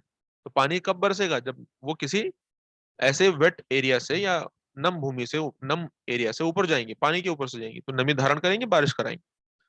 क्या ये लौटता हुआ मानसून सर्दियों में बारिश कराएगा? नहीं कराएगा। क्यों? क्योंकि वो स्थल भाग की तरफ से आ रहा है। हाँ, ये बंगाल की खाड़ी की शाखा जब ऐसे बंगाल की खाड़ी में पहुंचेगी तो इधर ये आपका केरल के उड़ीसा के तट पर, उत्कल तट में, उत्तरी सरकार तट में, कोरोमंडल तट में मुख्य रूप से बारिश कराएंगी, क्योंकि ये यहाँ टकराएंगी। ठीक है, लेकिन ये वाला जो शाखा है बंगाल की खाड़ी की, ये बारिश नहीं कराएगी। अब क्या सर्दियों में कोरोमंडल तट यानी तमिलनाडु पे बारिश हो रही है, केरल में होगी? नहीं। वैसे ही जैसे अनाई मुड़ी की वजह से गर्मियों में तमिलनाडु में बारिश नहीं होती, वैसे ही अनाई मुड़ी की वजह से ही सर्दियों में केरल में बारिश नहीं होती। सिंपल सा लॉजिक है। कहाँ कहाँ बारिश होगी ये आपको पता लग गया। ये शिफ्ट सूर्य के शिफ्ट होने की वजह से हुआ है, हवाओं की दिशा की वजह से हुआ, भारत की फिजियोग्राफी की वजह से हुआ है। ये सारी चीजें आपको ध्यान रख। ठीक है, तो ये ओवरऑल एक पिक्चर मैंने पहले क्लियर करी है आपकी भारत के मानसून की। अब हम इस चीज को समझते चलेंगे एक एक करके। पहले हम भारत का साउथ वेस्ट मानसून, भारत में आता हुआ मानसून समझेंगे, फिर उसमें जाता हुआ मानसून समझेंगे। विंटर सीजन भारत में देखिए दिसंबर से मिड मार्च के बीच में माना जाता है, मिड दिसंबर से मिड मार्च। हॉट वेदर सीजन आपका माना जाता है मिड मार्च से मई के बीच में। साउथ वेस्ट मानसून में रेनी सीजन माना जाता है जून से सितंबर के बीच में, और सीजन जो रिट्रीटिंग मानसून है, लौटता हुआ मानसून, वो अक्टूबर से मिड दिसंबर के बीच में माना जाता है। वेस्टर्न घाट के बारे में जो बताया, जो मैं आपको ऑलरेडी बता चुका हूँ, ओरोग्राफिक रेनफॉल होती है। अब देखो, अगर मैं आपको ऐसे पिक्चर क्लियर नहीं करता तो आपको समझ में नहीं आता, या फिर आपको फिजियोग्राफी में नहीं बताता पहले पेड क्लास में, तो आपको पता नहीं चलता कि ये ओरोग्राफी रेनफॉल क्यों हो रही है, ये वेस्टर्न घाट क्या है। इसलिए सीक्वेंस में पढ़ना जरूरी है। टकराई हवाएं, ऊपर उठ गई, बादल बने, बारिश हो गई, ऐसे। समझे? तो mechanism of weather in summer season, summer season में जो वेदर है वो कैसा रहता है? सरफेस पर हवाएं। अब समर सीजन का क्या मतलब है? सिंपल सी बात है, अब आप समझ चुके हो। समर सीजन का मतलब है कि भारत में जो सूर्य है वो वर्टिकल होगा कर्क रेखा पर, जिसकी वजह से तिब्बत का पठार, राजस्थान बहुत गर्म होंगे। हाई टेम्परेचर होगा, लो प्रेशर होगा। इस लो प्रेशर की वजह से यहाँ पर एनटीसीजेड बन गया है, नॉर्थ ट्रॉपिकल कन्वर्जेंस जोन बन गया है। हवाएं आ रही हैं, कन्वर्ज हो रही हैं। अब जैसे ही हवा आती है, भारत की फिजियोग्राफी की वजह से वो दो शाखाओं में बढ़ जाती है। ठीक है, ओके, यही चीज यहाँ पर लिखी हुई है। इसके अलावा यहाँ पर आपको ये एक मैप भी दिखाया जा रहा है, देखो कैसे करके। ये एनसीईआरटी से लिया गया मैप है, मैं आपको बता दूं, उसमें बहुत अच्छे से समझाया गया। बस ये है कि आपको इमेजिन करके उसे पढ़ना पड़ेगा। यहाँ पर मैं आपको आराम से समझा रहा हूँ। देखो, भारत में कैसे करके यहाँ पर ये है, थार का मरुस्थल है, तिब्बत का पठार है, गर्म हो चुके हैं, लो प्रेशर हो गया, और हाई टेम्परेचर, लो प्रेशर। अरब सागर में हाई प्रेशर बन चुका है। हवाएं कैसे करके तेजी से आगे बढ़ रही हैं अरब सागर से और बंगाल खाड़ी की शाखा की तरफ से। भारत की फिजियोग्राफी की वजह से ये दो शाखाओं में बढ़ गए, जिसको कहते हैं अरब सागर की शाखा, एक को कहते हैं बंगाली खाड़ी की शाखा। यही चीज यहाँ पर लिखी हुई है। ठीक है, ऑनसेट ऑफ मॉनसून अप्रैल से मई के बीच में रहता है, जब सूर्य ट्रॉपिक ऑफ कैंसर के वर्टिकल होता है। इंटेंस लो प्रेशर बन जाता है north western part of Indian subcontinent में, यानी कि थारका मरुस्थल में। ओके, और जेट स्ट्रीम का इसमें बहुत इंपॉर्टेंट रोल प्ले होता है भारत के मानसून के लिए, जो मैं आपको अभी जेट स्ट्रीम कॉन्सेप्ट में बताया था ना, कैसे करके भारत की हवाओं को ये इंटेंसिफाई करते हैं। यहाँ से हवाएं पहुंचेंगी, तेजी से ऊपर उठ जाएंगी। तिब्बत का पठार भी गर्म है, थार का मरुस्थल भी गर्म है, हिमालय भी है, ऊपर उठ जाती है हवा, जा करके ईस्टर्ली जेट विंड के रूप में इंडियन मानसून में, इंडियन ओशन में बैठेंगी, पुश करेंगी इन हवाओं को, तेजी से फिर हवा आगे बढ़ती है। मानसून बार बार हर तीसरे चौथे दिन बारिश होते रहती है। ठीक।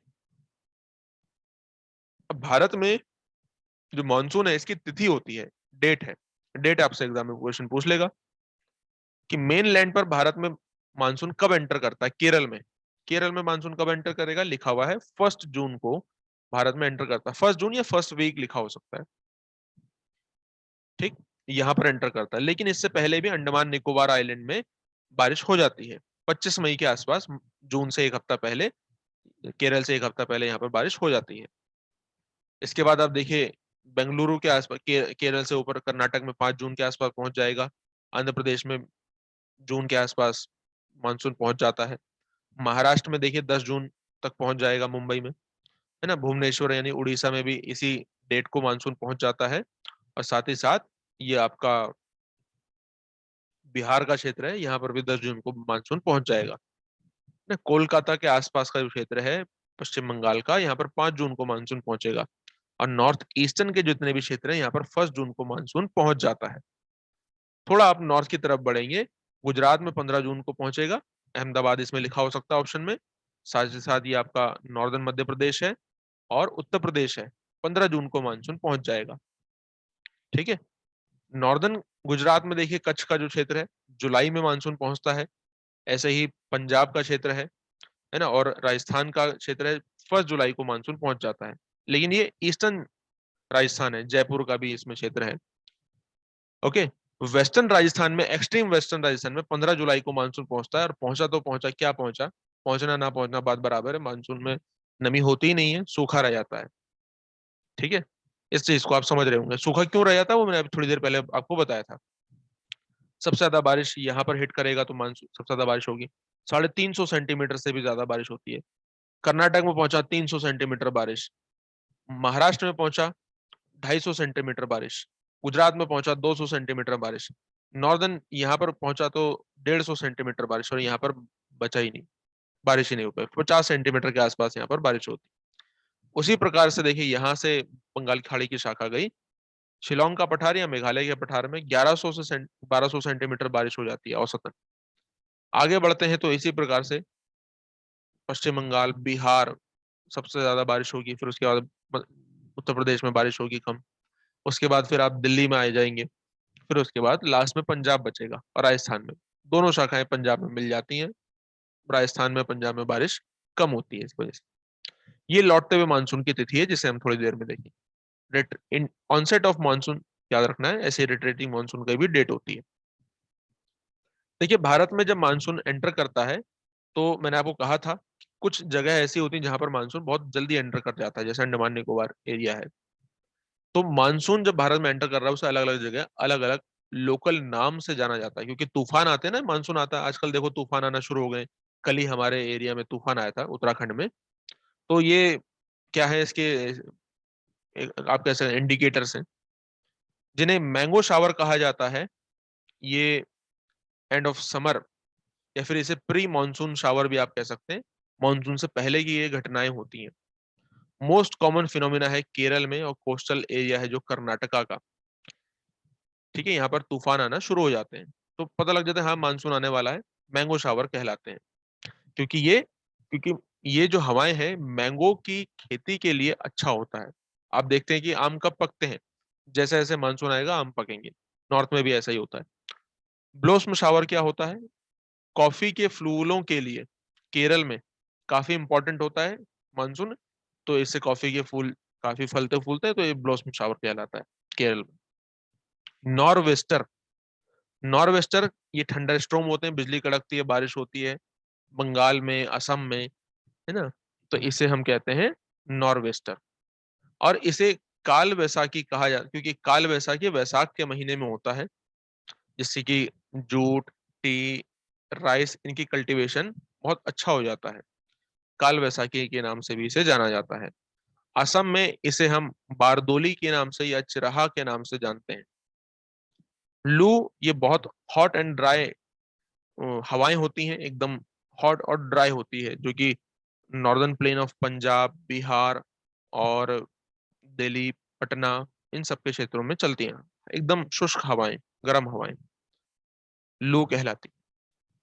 इसका मैकेनिज्म कैसे रहता है साउथ वेस्ट मानसून का?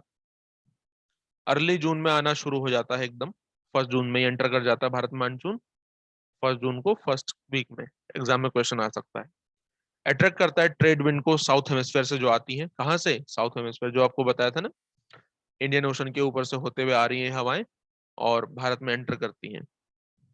जब ये इक्वेटर को पार करती हैं तो इनका डायरेक्शन साउथ वेस्टर्ली हो जाता है। साउथ वेस्टर्ली इमेजिन कर पा रहे हैं? याद रखो, ये साउथ वेस्टर्ली डायरेक्शन है, क्योंकि पहले तो इनका डायरेक्शन ये था ना, अपने लेफ्ट हैंड साइड मुड़ती थी। डायरेक्शन क्या है? साउथ ईस्ट से नॉर्थ वेस्ट है, लेकिन अभी साउथ वेस्ट से नॉर्थ ईस्ट हो चुका है, जैसे ही ये इक्वेटर को पार किया। इसके बाद ये भारत में एंटर कर गई। यहाँ सबसे पहले मानसून हो जाता है, बहुत तेजी से बारिश होती है, इसे बस्ट ऑफ मानसून कहते हैं। ठीक है, क्योंकि मानसून आते समय, ऑनसेट ऑफ मानसून जब होता है, भारत मानसून होता है, तो ये मॉइस्चर लेडन होती है, मतलब एकदम नमी से भरी हुई होती है, और वायलेंटली थंडरिंग होती है, बहुत लाइटनिंग होती है, और एक जगह पे बहुत बारिश हो जाती है। केरल में से सब बारिश होगी, अरब सागर की शाखा से सबसे ज्यादा, तो इसलिए इसे बस्ट ऑफ मानसून कहते हैं। ठीक है, मानसून बस्ट क्या है? ये क्लाउड बस्ट नहीं है, मानसून बस्ट है। मानसून का बहुत तेजी से एक जगह पर बरस जाना मानसून बस्ट कहलाता है। केरल में फर्स्ट वीक में होगी जून के, केरल, कर्नाटक, गोवा, इन क्षेत्रों में, महाराष्ट्र में। और जैसे जैसे आप इंटीरियर पार्ट में आगे बढ़ेंगे तो वो जून के बाद जुलाई महीने में, 15 जुलाई तक तो पूरा एरिया कवर हो जाता है इंडिया का। 15 जुलाई तक पूरे भारत में मानसून पहुंच चुका होता है, लिखा हुआ भी देखो, मिड जुलाई तक। इसके बाद फिर मानसून कम होना शुरू हो जाता है। कुछ ये ड्राई हॉट विंड चलती हैं, लू कहलाती हैं, आफ्टरनून में बहुत कंटिन्यूस चलती हैं, मिड नाइट तक चलती हैं। ये बहुत कॉमन है मिड मई में, पंजाब, हरियाणा, ईस्टर्न राजस्थान, उत्तर प्रदेश में। ठीक है, अब ये जो साउथ वेस्ट मानसून है, 2 शाखाओं में बढ़ जाता है, जैसे कि आपको मैंने बता ही दिया, अरब सागर की शाखा, बंगाल खाड़ी की शाखा में। अब आपको ये आसान लग रहा होगा कि अरे, तो अब हम पढ़ चुके हैं, इतनी सी बात थी। ये इतनी सी बात के लिए आपको बहुत कॉन्सेप्ट पता होने चाहिए। सोचो, अगर आपको क्लाइमेटोलॉजी पता नहीं होती, नहीं ये समझ में आता है, फिजियोग्राफी भारत की पता नहीं होती, नहीं समझ में आता है, ऐसा होता है। तो पहला शाखा एक एक करके हम देखेंगे, बंगाल की खाड़ी और अरब सागर की शाखा को। अरब सागर ये जो शाखा है, ये भी 3 पार्ट में स्प्लिट हो जाती है। अरब सागर की शाखा भी ना बढ़ जाती है। पहली इसकी जो शाखा है, वो वेस्टर्न घाट से टकराती है। अब ये वेस्टर्न घाट क्या है, आप जानते हो? वेस्टर्न घाट कुछ इस प्रकार का क्षेत्र है। ये क्या है, पठार है। आप जानते हो इसे कि ये ऐसा पठार है या अरावली है, ऐसे। अब ये जो क्षेत्र आपको दिख रहा है, ये वेस्टर्न घाट है। इसका कुछ किनारा ऐसा है, ये घाट ऐसे कगार है, एकदम स्टीप स्लोप है इसका। हवा टकराती है साउथ वेस्ट मानसून की, ऊपर उड़ जाती है। हवा जब ऊपर उड़ती है तो नॉर्मल लैप्स रेट होता है, एडियाबेटिकली हवा ठंडी होती है। नॉर्मल लैप्स रेट होगा, एडियाबेटिक चेंज होगा। हवा का रिलेटिव ह्यूमिडिटी 100% होगी, क्लाउड बनेंगे, कंडेंसेशन होगा, क्लाउड बनेंगे, बारिश होगी। तो पहला तो ये शाखा है जो वेस्टर्न घाट से टकराकर हवा ऊपर उठ के बारिश करा रही है। ठीक है, वेस्टर्न घाट को सह्याद्री भी कहते हैं। मुख्य रूप से महाराष्ट्र में से सह्याद्री कहते हैं, लेकिन पूरे वेस्टर्न घाट को सह्याद्री ही कहा जाता है। बहुत हैवी रेनफॉल होता है, 250 सेंटीमीटर से 400 सेंटीमीटर तक बारिश होता है। अभी 400 सेंटीमीटर बारिश कहाँ होगा? नॉर्थ में नहीं, साउथ में होगा, केरल पर। केरल पर, फिर उसके बाद कर्नाटक है, महाराष्ट्र है, फिर गोवा है, घटते जाएगी बारिश। सिंपल सा लॉजिक है इसका। ठीक है, तो little rainfall east of Western Ghat, और ध्यान रखना, वेस्टर्न घाट के ईस्ट में बारिश होगी, वेस्ट में नहीं। जैसे ये वेस्टर्न घाट है, इसका ईस्टर्न साइड है, यहाँ बारिश होगी, क्योंकि पहाड़ी है ना, पहाड़ी के जैसा है वेस्टर्न घाट। इसके वेस्ट में बारिश नहीं होगी। एक चीज आपको मैं बता दूं, अगर ये पर्वत है, हवा जब भी ऊपर उठती है तो उसका रिलेटिव ह्यूमिडिटी 100% होती है। रिलेटिव ह्यूमिडिटी आपको कॉन्सेप्ट बताया गया है। जब तक रिलेटिव ह्यूमिडिटी, सापेक्ष आर्द्रता 100% नहीं होगी, क्लाउड नहीं बनेगा, बारिश नहीं होगी। हवा जब ऊपर उठती है रिलेटिव ह्यूमिडिटी 100% होती है, क्लाउड बनते हैं, बारिश होती है, ठीक है। वेस्टर्न घाट से ऐसे ही हवा ऊपर उठती है। लेकिन जब हवा नीचे बैठती है, हवा का तापमान बढ़ता है, रिलेटिव ह्यूमिडिटी कम होती है, क्लाउड नहीं बनते हैं, बारिश नहीं होती है। तो ऐसा ही होता है। वेस्टर्न घाट का जो वेस्टर्न साइड है, यहाँ बारिश होगी, ईस्टर्न साइड में बारिश नहीं होगी। वेस्टर्न घाट के वेस्ट में बारिश होगी, ईस्ट में नहीं होगी। ईस्ट का जो क्षेत्र है जहां पर बारिश नहीं होती है, वहां सूखा पड़ता है। इसे कहते हैं शेडो रेन शेडो रीजन। ठीक है, ये चीज आप ध्यान रखिएगा। तो इसीलिए लिखा है कि इसके वेस्ट में बारिश होती है, ईस्ट में नहीं होती। होगी भी तो इतनी कम कि वो ना के बराबर है, और ये बनता है रेन शेडो रीजन। कौन कौन से रीजन है ऐसे? कोझिकोड, मंगलोर, पुणे, बेंगलुरु, ये सब रेन शेडो रीजन में आते हैं। अरब सागर की दूसरी ब्रांच चली जाती है आपका, ये मुंबई के कोस्ट से टकराती है, ठीक है, और नर्मदा तापी की घाटियों से आगे अंदर बढ़ जाती है इंडियन मानसून में। मतलब ये सेंट्रल इंडिया में आगे चली जाती है, लेकिन ये बहुत बड़ा इंपैक्ट नहीं है, इसीलिए आप नॉर्मली इसका ऐसा नहीं दिखाया जाएगा कि ये बहुत बड़ा इसका प्रभाव दिखेगा। कुछ एक छोटी ब्रांच है, यहाँ पर आप जानते हैं कि ये है नर्मदा तापी की घाटी, नर्मदा की घाटी। तो इनसे ये शाखा एक अंदर चली जाती है, महाराष्ट्र से होते हुए अंदर चली गई, और सेंट्रल इंडिया में वो थोड़ा बहुत बारिश कर जाती है। ठीक है, तो ये चीज आपको ध्यान रखनी है। तो छोटा नागपुर के पठार तक ही चली जाती है बारिश, लेकिन बहुत बारिश नहीं होगी, 15 सेंटीमीटर के आसपास बारिश होती है, क्योंकि ये जो शाखा है छोटा नागपुर के पठार तक चली गई है। ठीक है, छोटा नागपुर का पठार का ही भाग था शिलोंग का पठार या मेघालय का पठार, इन दोनों के बीच में एक गैप है। बताओ कमेंट में उसका क्या नाम है उस गैप का। ठीक, इसके अलावा ये गंगा के प्लेन तक चली जाती है, थोड़ी बहुत बारिश वो कराती है। यहाँ पर ये एक सब ब्रांच, बंगाल की खाड़ी की एक सब ब्रांच से मिलती है। जैसे कि मैंने कहा कि बहुत बारिश नहीं, 15 सेंटीमीटर के आसपास बारिश कराती है। एक तीसरी ब्रांच है इसकी, जो कि सौराष्ट्र प्लेन पेनिनसुला से टकराती है, कच्छ के। यहाँ पर देखो, ये सौराष्ट्र का प्लेन कहलाता है कच्छ का, यहाँ से टकराएगी और आगे बढ़ के बारिश करेगी। ठीक है, फिर इसके बाद यहाँ से राजस्थान चली जाती है, अरावली होते हुए बहुत कम बारिश करेगी, पंजाब हरियाणा चली जाएगी, और बंगाल की खाड़ी की शाखा से मिल जाती है। एग्जाम में क्वेश्चन आया ना, कहाँ मिलती है? जो हिमालय से लगा हुआ पंजाब का क्षेत्र है वहां पर, हरियाणा का क्षेत्र है वहां पर ये अरब सागर की शाखा, बंगाल की खाड़ी की शाखा से मिलती है। दूसरा हमारी शाखा होती है बंगाल की खाड़ी की शाखा। बंगाल की खाड़ी की शाखा आप जानते हो, अभी मैंने कई बार बता दिया है। अब ये इस तरफ से जाएगी बंगाल खाड़ी की होते हुए, तो ये म्यांमार होते हुए बारिश कराएगी, साउथ ईस्ट बांग्लादेश में जाएगी। अराकन हिल्स में, अराकन योमा, ये हिमालय को ही कहते हैं म्यांमार में, वहां बारिश कराती है। उसके बाद ये हिमालय की वजह से वेस्टर्न साइड में चली जाएंगी, साउथ ईस्ट की तरफ ही चली जाती, सॉरी साउथ ईस्ट में चली जाएगी, बांग्लादेश होते हुए, और वेस्टर्ली डायरेक्शन में आगे बढ़ने लगती। क्यों? हिमालय और इधर राजस्थान, थार, वेस्टवर्ड चली जाएगी, पंजाब का प्लेन तक जाएगी ये शाखा। पंजाब के मैदान में ही जाकर ये अरब सागर की शाखा से मिलेगी। और ये किसके थ्रू जाएगी?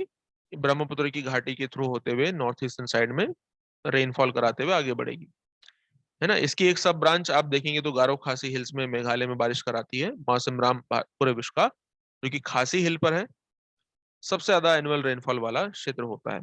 इसके लिए दो फैक्टर रिस्पॉन्सिबल हैं।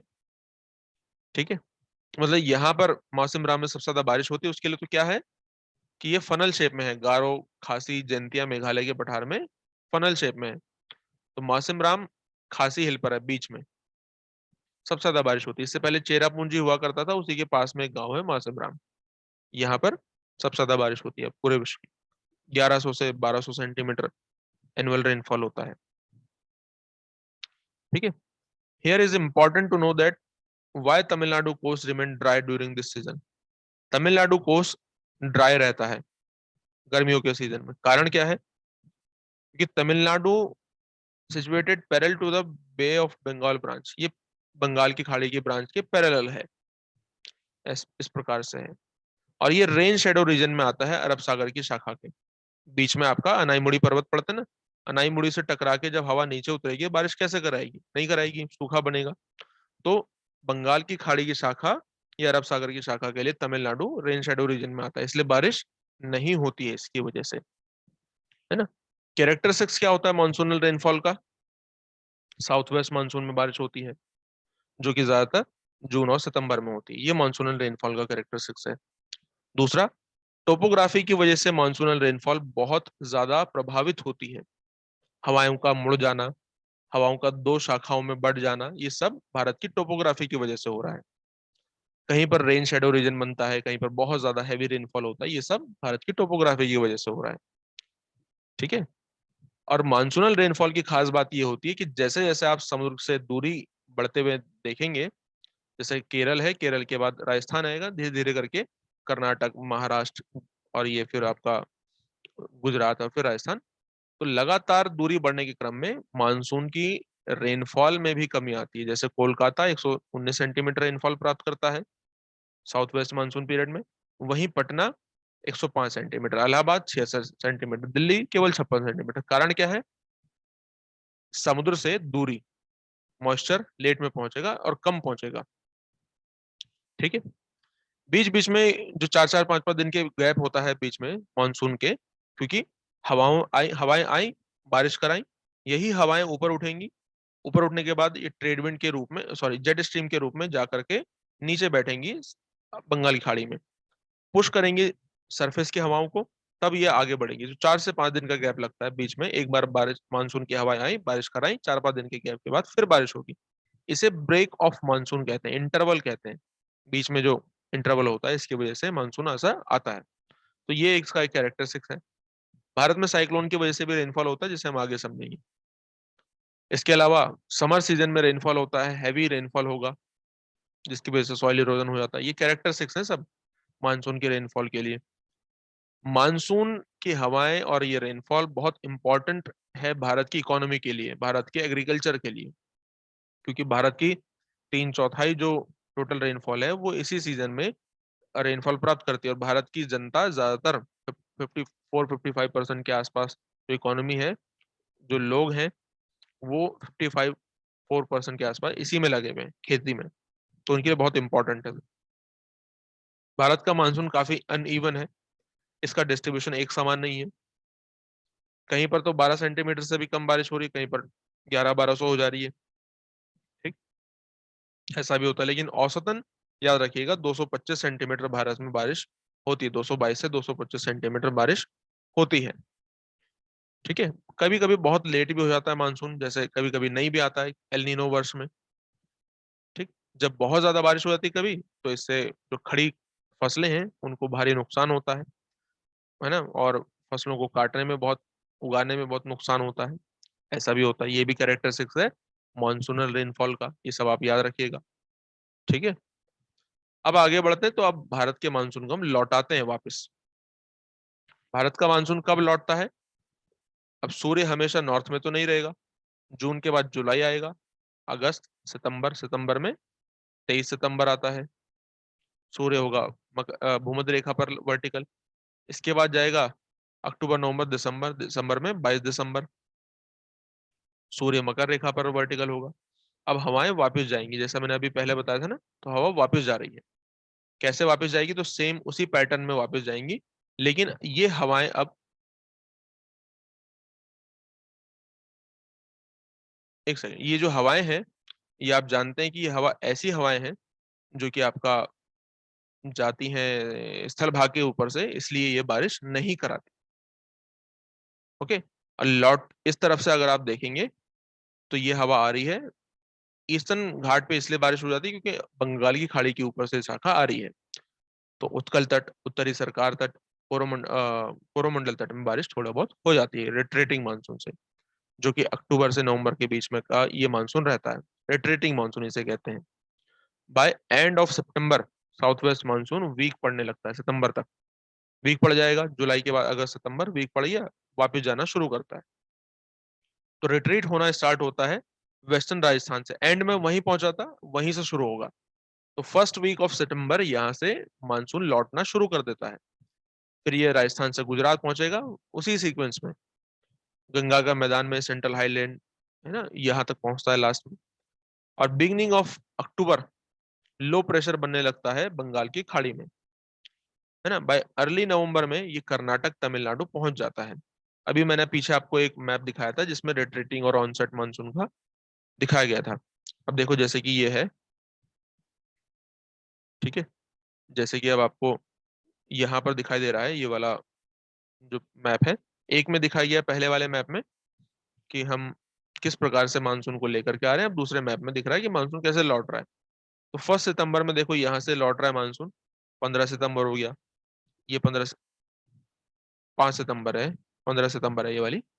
फिर 10 अक्टूबर, अक्टूबर के बाद 15 अक्टूबर, फिर नवंबर, फिर नवंबर, दिसंबर। तो 1 दिसंबर तक मानसून भारत से जा चुका होता है, और 15 सितंबर में पहुंच गया ये आपका इधर, ये आपका श्रीलंका के नॉर्दर्न पार्ट में, जो जफीला इसको बोलते हैं, जफीना, जफीला या जफीना बोलते हैं नॉर्थ में जो ये श्रीलंका है। 1 दिसंबर को भारत से निकल चुका है मानसून, पूछा गया एग्जाम में। ठीक, तो इस तरीके से भारत का मानसून, इसकी डेट ये रहती है। मिडिल दिसंबर में पूरी तरीके से कंप्लीटली रिमूव हो जाता है फ्रॉम पेनिनसुला, जैसा यहाँ पर लिखा हुआ भी है। ठीक है, और जैसे जैसे आप आगे बढ़ते हैं, दिसंबर, अक्टूबर आता है, नवंबर आता है, दिसंबर आता है, तो owing the condition of high temperature and humidity weather become rather oppressive, जिसे हम अक्टूबर हीट बोलते हैं। अक्टूबर के समय पर देखो बहुत ज्यादा गर्मी होती है, तो इस वजह से बोलते हैं इसे अक्टूबर हीट।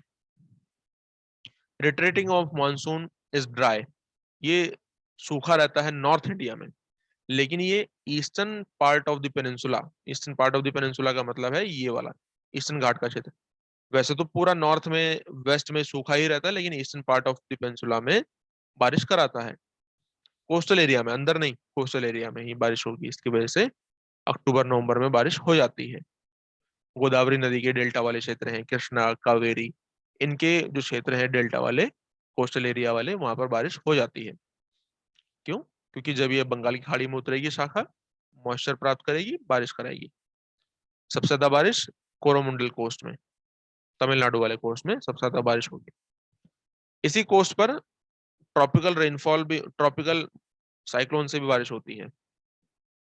ट्रॉपिकल साइक्लोन यानी कि उष्ण कटिबंधीय चक्रवात, इनसे भी बारिश होती है। ठीक, वो कैसे होती है थोड़ी देर में आप समझेंगे।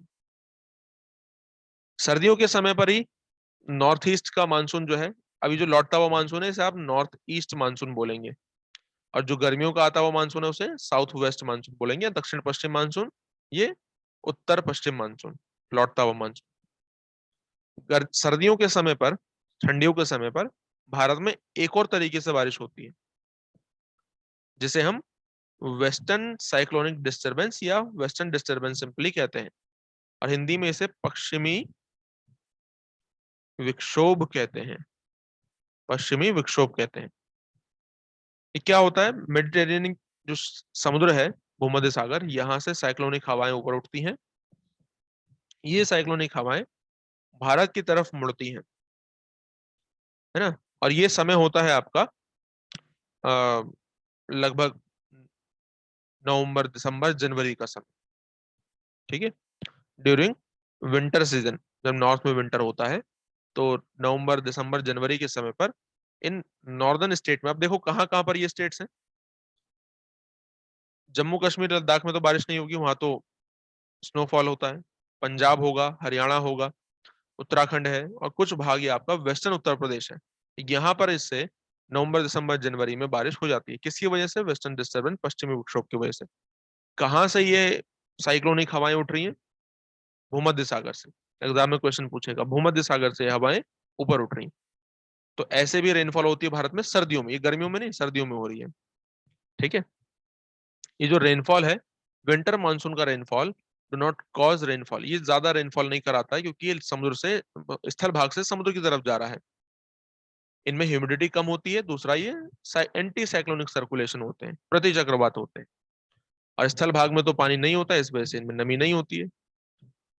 दूसरा बारिश होती है आपका मेडिटेरेनियन सी से उठने वाली चक्रवात से, टेम्परेट साइक्लोन होते हैं। ट्रॉपिकल है क्या? नहीं, टेम्परेट है। ट्रॉपिकल और टेम्परेट साइक्लोन क्या होते हैं, इनमें अंतर क्या है? देखो, ट्रॉपिकल साइक्लोन वो होते हैं जो ट्रॉपिकल एरिया में जनरेट होते हैं, ये कर्क और मकर रेखा के बीच में। इन्हें कहते हैं ट्रॉपिकल साइक्लोन।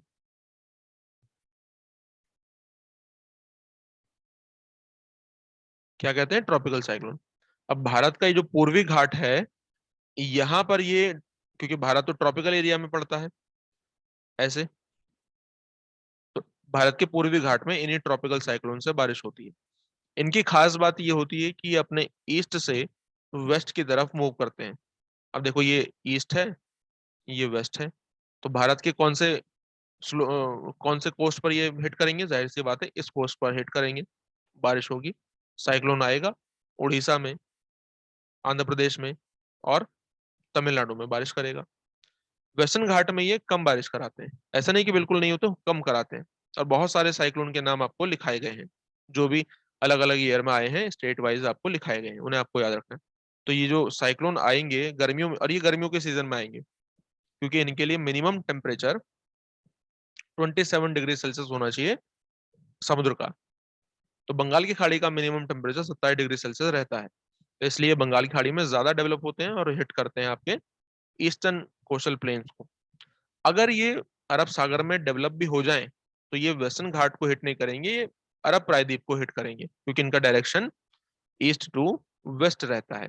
हालांकि कुछ लोकल कंडीशन की वजह से कभी कभार इनका डायरेक्शन आप देखोगे पिछले साल जैसे नॉर्थ की तरफ मूव हो गया है, वो एक आप कह सकते हो कि हमेशा होने वाली कंडीशन नहीं है, एक्सेप्शन कंडीशन है।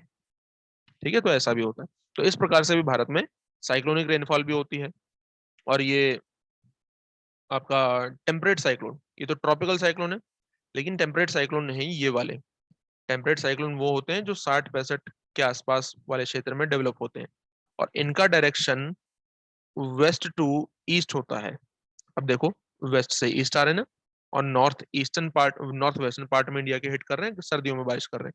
ये सर्दियों में बारिश करेंगे, और ये वाले आपके गर्मियों में बारिश करेंगे। दोनों में अंतर है, याद रखना है इनको।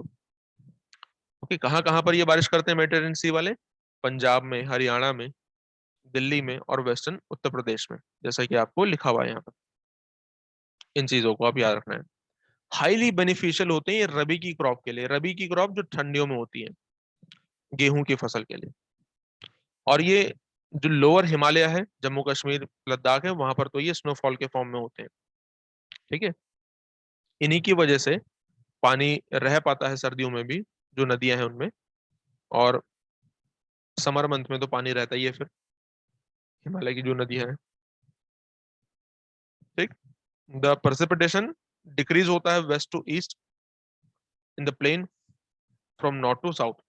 जाहिर सी बात है, अब इधर से मानसून आ रहा है, तो सबसे ज्यादा बारिश किस एरिया में होगी? पश्चिम में होगी, और ईस्ट की तरफ बढ़ने पर रेनफॉल कम होगा। वैसे ही नॉर्थ में ज्यादा बारिश होगी, साउथ की तरफ कम होगा रेनफॉल।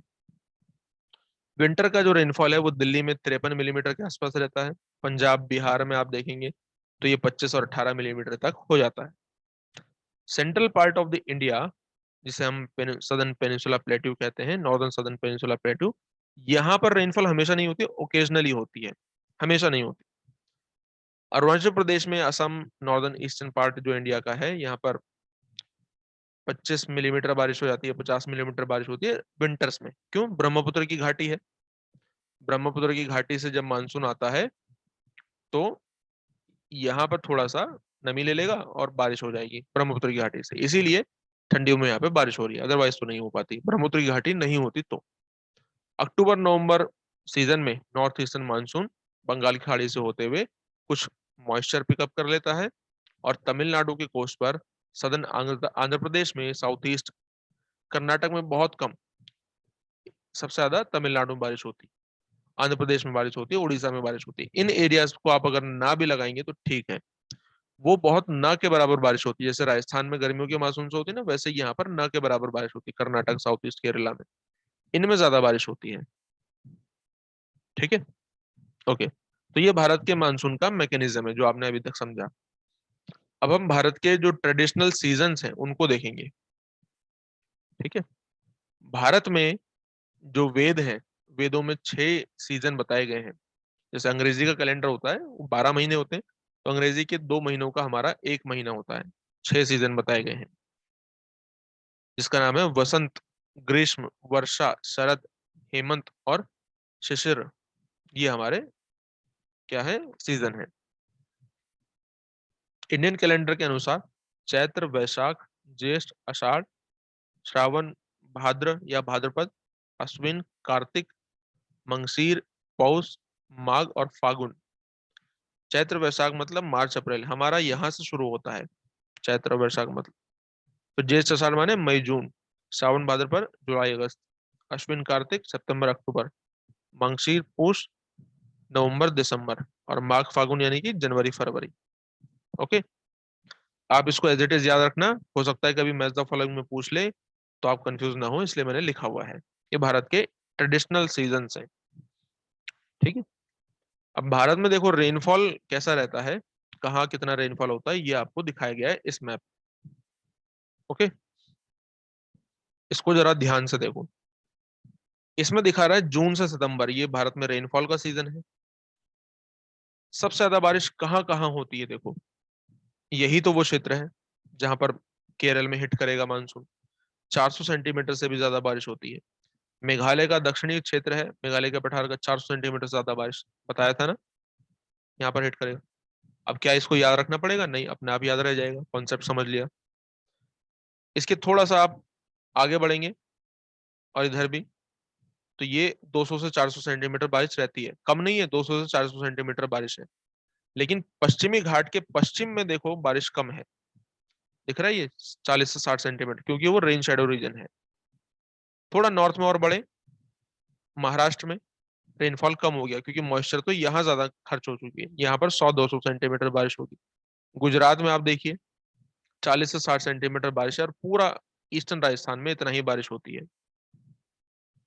वेस्टर्न राजस्थान में देखो 20 से 40 सेंटीमीटर, और बिल्कुल एक्सट्रीम वेस्ट में तो बारिश होती ही नहीं है, 20 सेंटीमीटर से भी कभी कभी कम बारिश हो पाती।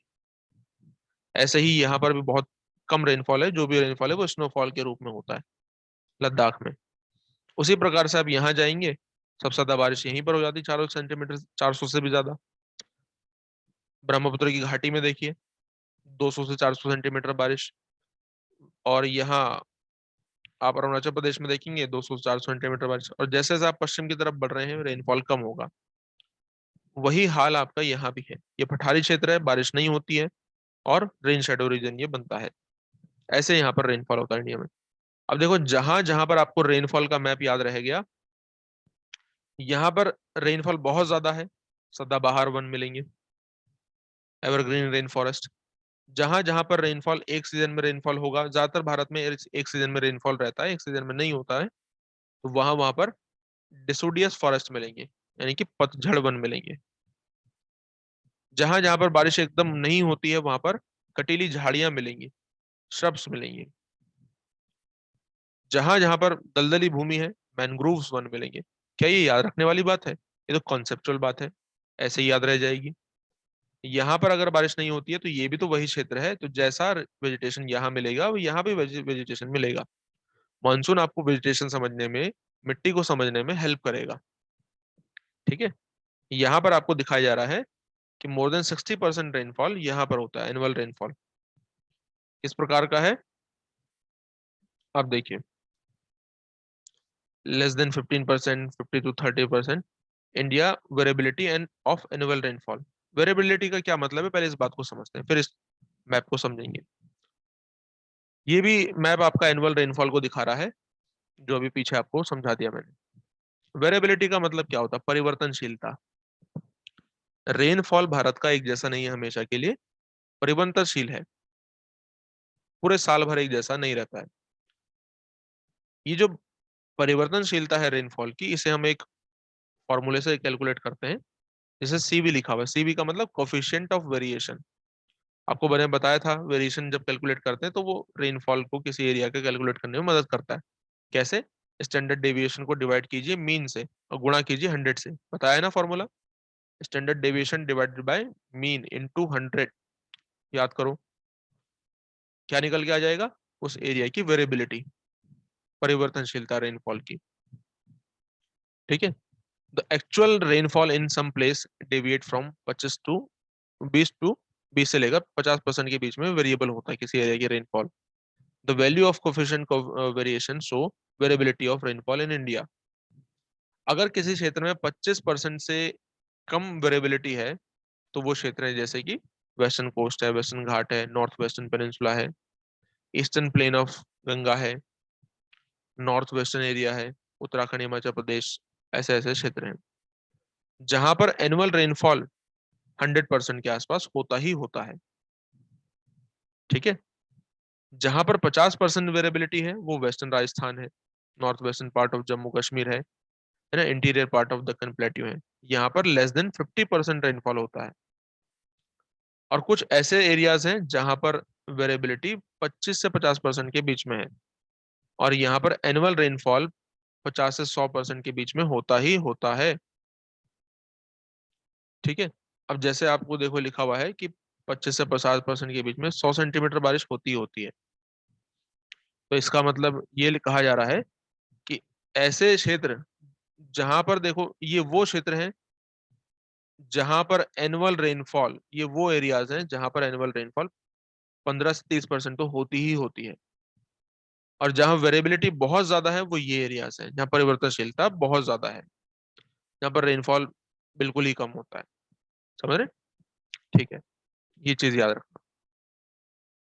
अब इंडिया का पूरा कॉन्सेप्ट मानसून का आप समझ चुके हैं, क्लाइमेट का। अब हम समझने जा रहे हैं भारत के क्लाइमेटिक रीजन को, जो कि सिलेबस में आपके मेंशन किया गया है। जैसे हमने आपका क्लाइमेटोलॉजी में डिसाइड किया था ना, क्लाइमेटिक रीजन पूरे विश्व को डिवाइड किया हुआ था अलग अलग स्कॉलर ने, जिसमें कोपेन हमने पढ़ा, थॉर्नफेट पढ़ा था, फिर वार्था को देखा था। ऐसे ही इंडिया को अलग अलग स्कॉलर ने क्लासिफाई किया हुआ है। बहुत सारे क्लाइमेटोलॉजिस्ट हैं। इन सभी का आपको नाम और इनका ईयर याद रखना है कि इन्होंने भारत के क्लाइमेट को क्लासिफाई किया है। लेकिन सबका मॉडल हमें डिटेल में नहीं देखना है, मॉडल उनका डिटेल में देखना है जिनको हाईलाइट किया गया है। कोपेन का याद रखना है, 1918 में सबसे पहली बार आया, फिर 31 में, फिर 36 में इन्होंने फाइनली रिवाइज किया। अब इनके कॉन्सेप्ट डिटेल हमने क्लाइमेटोलॉजी में पढ़े, वो हम यहाँ पे नहीं देखेंगे, हम तो इंडिया का एप्लीकेशन देखेंगे। थॉर्नथवेट है 31 में, 33 में, 48 में आए।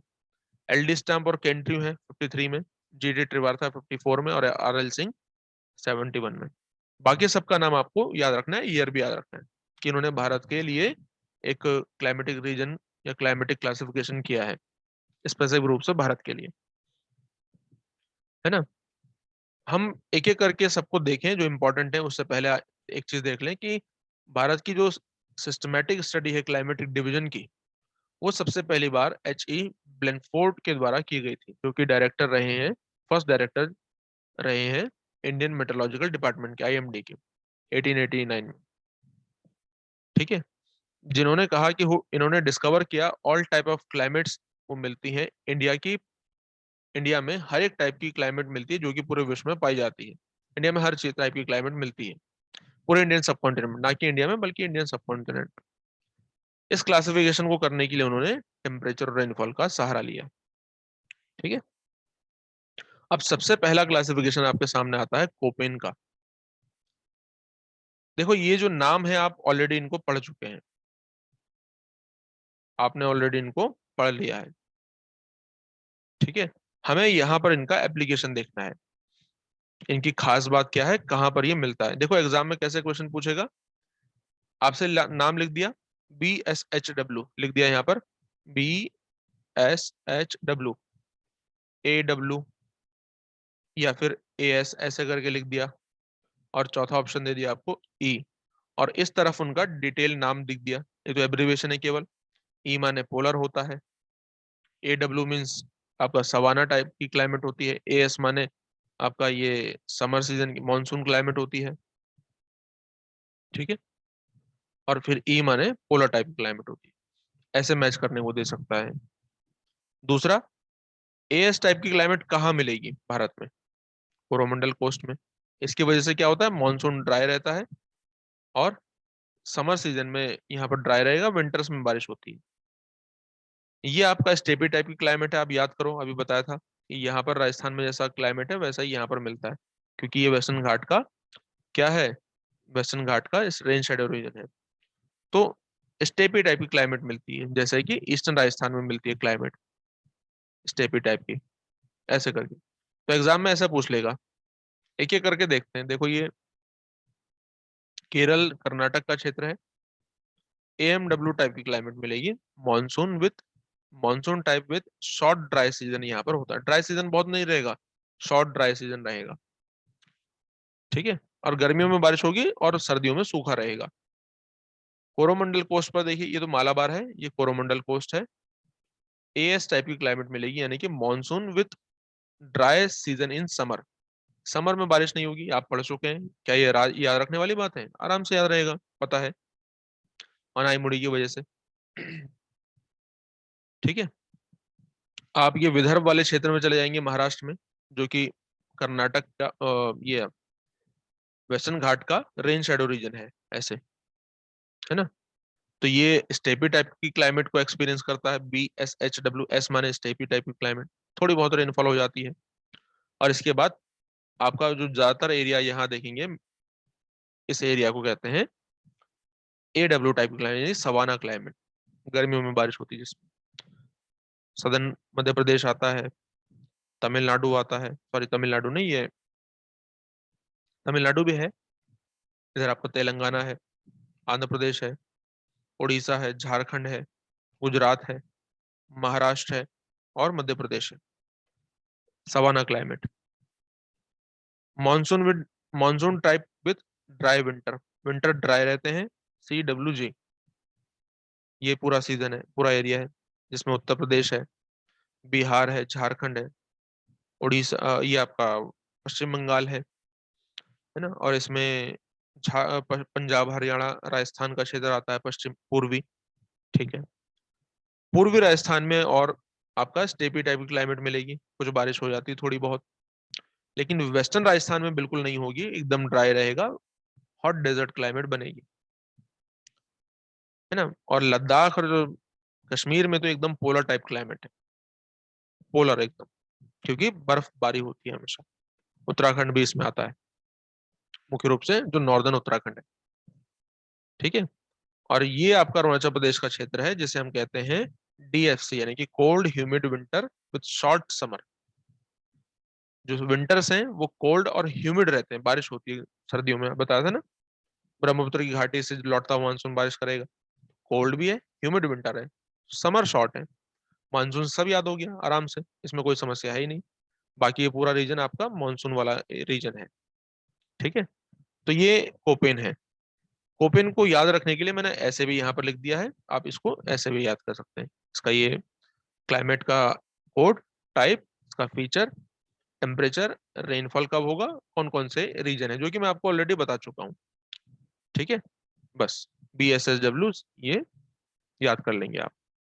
इनमें सबसे जरूरी क्या है? कोड, क्लाइमेट का टाइप, रेनफॉल कब होता है और किस एरिया में होता है। आपको फीचर और ये ना याद रहे कोई बात नहीं, लेकिन इतनी चीजें आपको याद रहनी चाहिए। हाँ, फीचर याद रखना इंपॉर्टेंट है, टेम्परेचर ना रहे कोई बात नहीं। टेम्परेचर और कितना रेनफॉल, कितने सेंटीमीटर हो रहा है, ये ना रहे कोई बात नहीं, लेकिन आपको ये कुछ बातें जरूर याद होनी चाहिए। ठीक है, प्रोफेसर LD स्टाम्प और WG केंड्रू का भी क्लासिफिकेशन है इंडिया का। इन्होंने जो अपना क्लासिफिकेशन दिया, ये आर्बिटरी है, मतलब हर एरिया का अलग अलग है, सब्जेक्टिव है, कोई ऑब्जेक्टिव बात नहीं है इसमें। आर्बिटरी का स्पेसिफिक मीनिंग होता है मनमाना, तो इनका क्लासिफिकेशन भी ऐसा ही है। इन्होंने 18 डिग्री सेल्सियस के आइसोथर्म का इस्तेमाल किया mean temperature of for January के लिए, और दो ब्रॉड क्लासिफिकेशन किए, फिर उनके सब क्लासिफिकेशन भी हैं। सब ट्रॉपिकल या कॉन्टिनेंटल क्लाइमेट, इसको इन्होंने 5 सब डिवीजन किए हैं।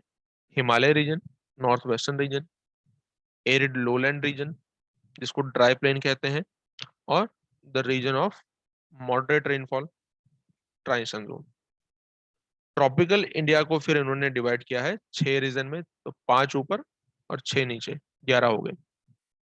Reason with very heavy rainfall, region with very region of heavy rainfall, moderate, फिर कोंकण, मालाबार, तमिलनाडु, इस तरीके से क्लासिफिकेशन किया है। LD स्टाम का ये क्लासिफिकेशन है। 11 नाम यहाँ पर लिखे हैं, बहुत मुश्किल नहीं है इनको याद रखना। आप जानते हैं कि हिमालय का ये क्षेत्र है जिसमें लद्दाख, जम्मू कश्मीर, और ये हिमाचल, उत्तराखंड और अरुणाचल प्रदेश आ जाएगा। नॉर्थ वेस्टर्न रीजन में, नॉर्थ और वेस्टर्न में आपका ये आएगा पंजाब हरियाणा का क्षेत्र। एरिड लोलैंड में राजस्थान आ गया, है ना। मॉडरेट रेनफॉल में आपका उत्तर प्रदेश, मध्य प्रदेश का नॉर्दर्न क्षेत्र। ट्रांजिशन जोन में 5 नंबर पर ये बिहार आ गया, बिहार झारखंड। बहुत ज्यादा रेनफॉल कहाँ होती है, बहुत आसान है इसे याद रखना। बहुत ज्यादा rainfall, heavy rainfall, heavy rainfall कहाँ पर होगी, ये हैवी रेनफॉल का एरिया है। आप स्टेट देखिए, बस इसी प्रकार से आपको एक एक करके ने देखते चलना है, और आपको अपना बार बार इस मैप को देखते रहोगे, आइडिया हो जाएगा। नाम से बस आपको मॉनसून कॉन्सेप्ट समझ में आना चाहिए, आप अपने आप लगा दोगे। हैवी रेनफॉल कहाँ होगी, यहाँ होगी। हिमालयन रीजन कौन सा है, ये है, जाहिर सी बात है, सिंपल है, ऐसे याद रखना है इसको। ट्रिवार्था का क्लासिफिकेशन यहाँ पर दिया है, पहले ट्रिवार्था देख लेते हैं। जीटी ट्रिवार्था का क्लाइमेटिक क्लासिफिकेशन आप जानते ही हो, कोपेन का इन्होंने मॉडिफाइड क्लासिफिकेशन दिया है 54 में। इनका क्लासिफिकेशन एम्पिरिकल है, अनुभवों पे आधारित है, जो कि टेम्परेचर और प्रेसिपिटेशन के डाटा पर बेस्ड है।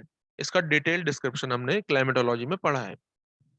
किसी ने नहीं देखा है पेड ग्रुप में से तो उसे देखो पहले, और फ्री में भी मैंने अपलोड किया हुआ है, फ्री वाले लेक्चर्स आप देख सकते हैं यूट्यूब पर क्लाइमेटोलॉजी की प्लेलिस्ट में।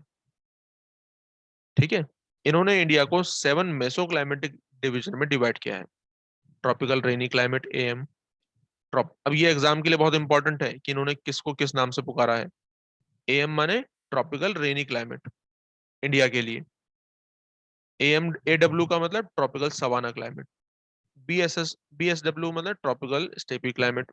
बीएसएच सब ट्रॉपिकल स्टेपी, सब ट्रॉपिकल स्टेपी क्लाइमेट। ये दोनों एक ही हो गई क्या, अच्छा इसको मैं चेंज कर दूंगा, और फिर बीएसएच सब ट्रॉपिकल स्टेपी, ये तीनों एक ही चीज हो गए। इसे मैं चेंज करके आपको नेक्स्ट बता दूंगा। और सातवां ह्यूमिड माउंटेन क्लाइमेट। ये सात के सात नाम यहाँ पर लिखे हुए हैं, 3 3 6 और 1 7 त्रिवार्था का। अब देखो जरा किसको क्या नाम इन्होंने दिया हुआ है। ठीक है, जैसे देखो ये बीएसएच है, बीएसएच, सीएडब्ल्यू, बीएसएच, बीएसडब्ल्यू। क्या नाम है इसका, जैसे गंगा का प्लेन पूछ लिया था आपसे एग्जाम में, सीएडब्ल्यू, सीएडब्ल्यू। अब यहाँ पर सीएडब्ल्यू तो ऐसे एग्जैक्ट लिखा हुआ नहीं है, लेकिन कोई बात नहीं, आप समझ जाएंगे इसको। ट्रॉपिकल सवाना क्लाइमेट, यहाँ पर क्या होगी, इस प्रकार की क्लाइमेट, यानी सब ट्रॉपिकल ह्यूमिड क्लाइमेट है। ये आपका एडब्ल्यू क्लाइमेट है। एडब्ल्यू का मतलब हो जाएगा आपका ये सवाना क्लाइमेट होगी, एडब्ल्यू। ओके। और सी एडब्ल्यू का मतलब सब ट्रॉपिकल ह्यूमिड क्लाइमेट, ऐसे याद रखिए सबको। ओके। फिर D W B mountain climate है, जाहिर सी बात है माउंटेन है, एरिया है, माउंटेन एरिया है, और ये पूरा आपका सब ट्रॉपिकल ह्यूमिड क्लाइमेट है। ये रीजन आपका डेजर्ट एरिया है, जिसे बीएसडब्ल्यू कहा गया है। ये रीजन आपका सेमी एरिड रीजन है, स्टेपी टाइप की क्लाइमेट है, बीएसएसडब्ल्यू। एएम माने होता है आपका ये tropical savanna dry summer, sorry dry winter, winters यहाँ पर ड्राई होंगे। ठीक है, आप ऐसे याद रखें। चलिए, तो ये जीटी त्रिवार्था का है। बार बार मैप देखते चलो, रिवीजन करते चलो, याद हो जाएगा सब कुछ। लास्ट समय आता है आपका, बस खत्म ही हो चुका है, आरएल सिंह का क्लासिफिकेशन, प्रोफेसर आरएल सिंह का क्लासिफिकेशन, जिन्होंने आरएल सिंह और इन्होंने मॉडिफाई किया है, प्रोफेसर आरएल सिंह ने एलडी स्टाम और केंद्रीय के क्लाइमेटिक क्लासिफिकेशन को 71 में इन्होंने दिया। प्रोफेसर सिंह ने 10 मेजर क्लाइमेटिक क्लासिफिकेशन में डिवाइड किया है इंडिया को। इनकी जो अप्रोच है वो क्वांटिटेटिव है, क्वालिटेटिव भी है, जो कि बेस्ड है amount of rainfall and temperature पर। ठीक है। और इन्होंने ये 10 क्लासिफिकेशन किए हैं इंडिया की क्लाइमेट के। Humid north east, humid Sahyadri western coast, humid south east, sub humid transition, sub humid littoral, sub humid continental, semi arid sub tropical, semi arid sub tropical. ये दोनों एक जो एक हो गए वो मैं उनको करेक्ट कर दूंगा, इसको आप थोड़ा इग्नोर करें। ठीक है, अब लिखा हुआ है सबको, कहाँ पर अब कौन सा स्टेट पड़ेगा आपको अंदाजा है। ठीक है, इनको बस एज इट इज याद रखना है। आपसे पूछ सकता है कोई एक्स्ट्रा नाम देकर, बताओ इनमें से कौन सा नहीं है, या फिर सेमी एरिड ट्रॉपिकल में कौन सा एरिया आएगा, बिल्कुल एरिड में कौन सा आएगा, कौन सा स्टेट है, ऐसे करके। ठीक है, तो ये इंडिया की क्लाइमेट आपका टॉपिक खत्म हो चुका है। उम्मीद है आपको ये समझ में आ गया होगा। इससे रिलेटेड कोई समस्या है तो आप पूछ सकते हैं, बस कि इसके क्वेश्चन सॉल्व करो, एक भी क्वेश्चन आपसे नहीं छूटेगा, मेरी उम्मीद है ऐसी। बाकी अब हम मिलते हैं नेक्स्ट सेशन में, तब तक के लिए थैंक यू सो मच। और कोई भी स्टूडेंट अगर पेड ग्रुप ज्वाइन करना चाहता है तो वो ज्वाइन कर सकता है, शुरुआत में मैंने आपको दिखा दिया था। ठीक, अपने फीडबैक देकर जरूर जाइएगा। मिलते हैं नेक्स्ट क्लास में। Thank you so much, bye bye, take care, धन्यवाद।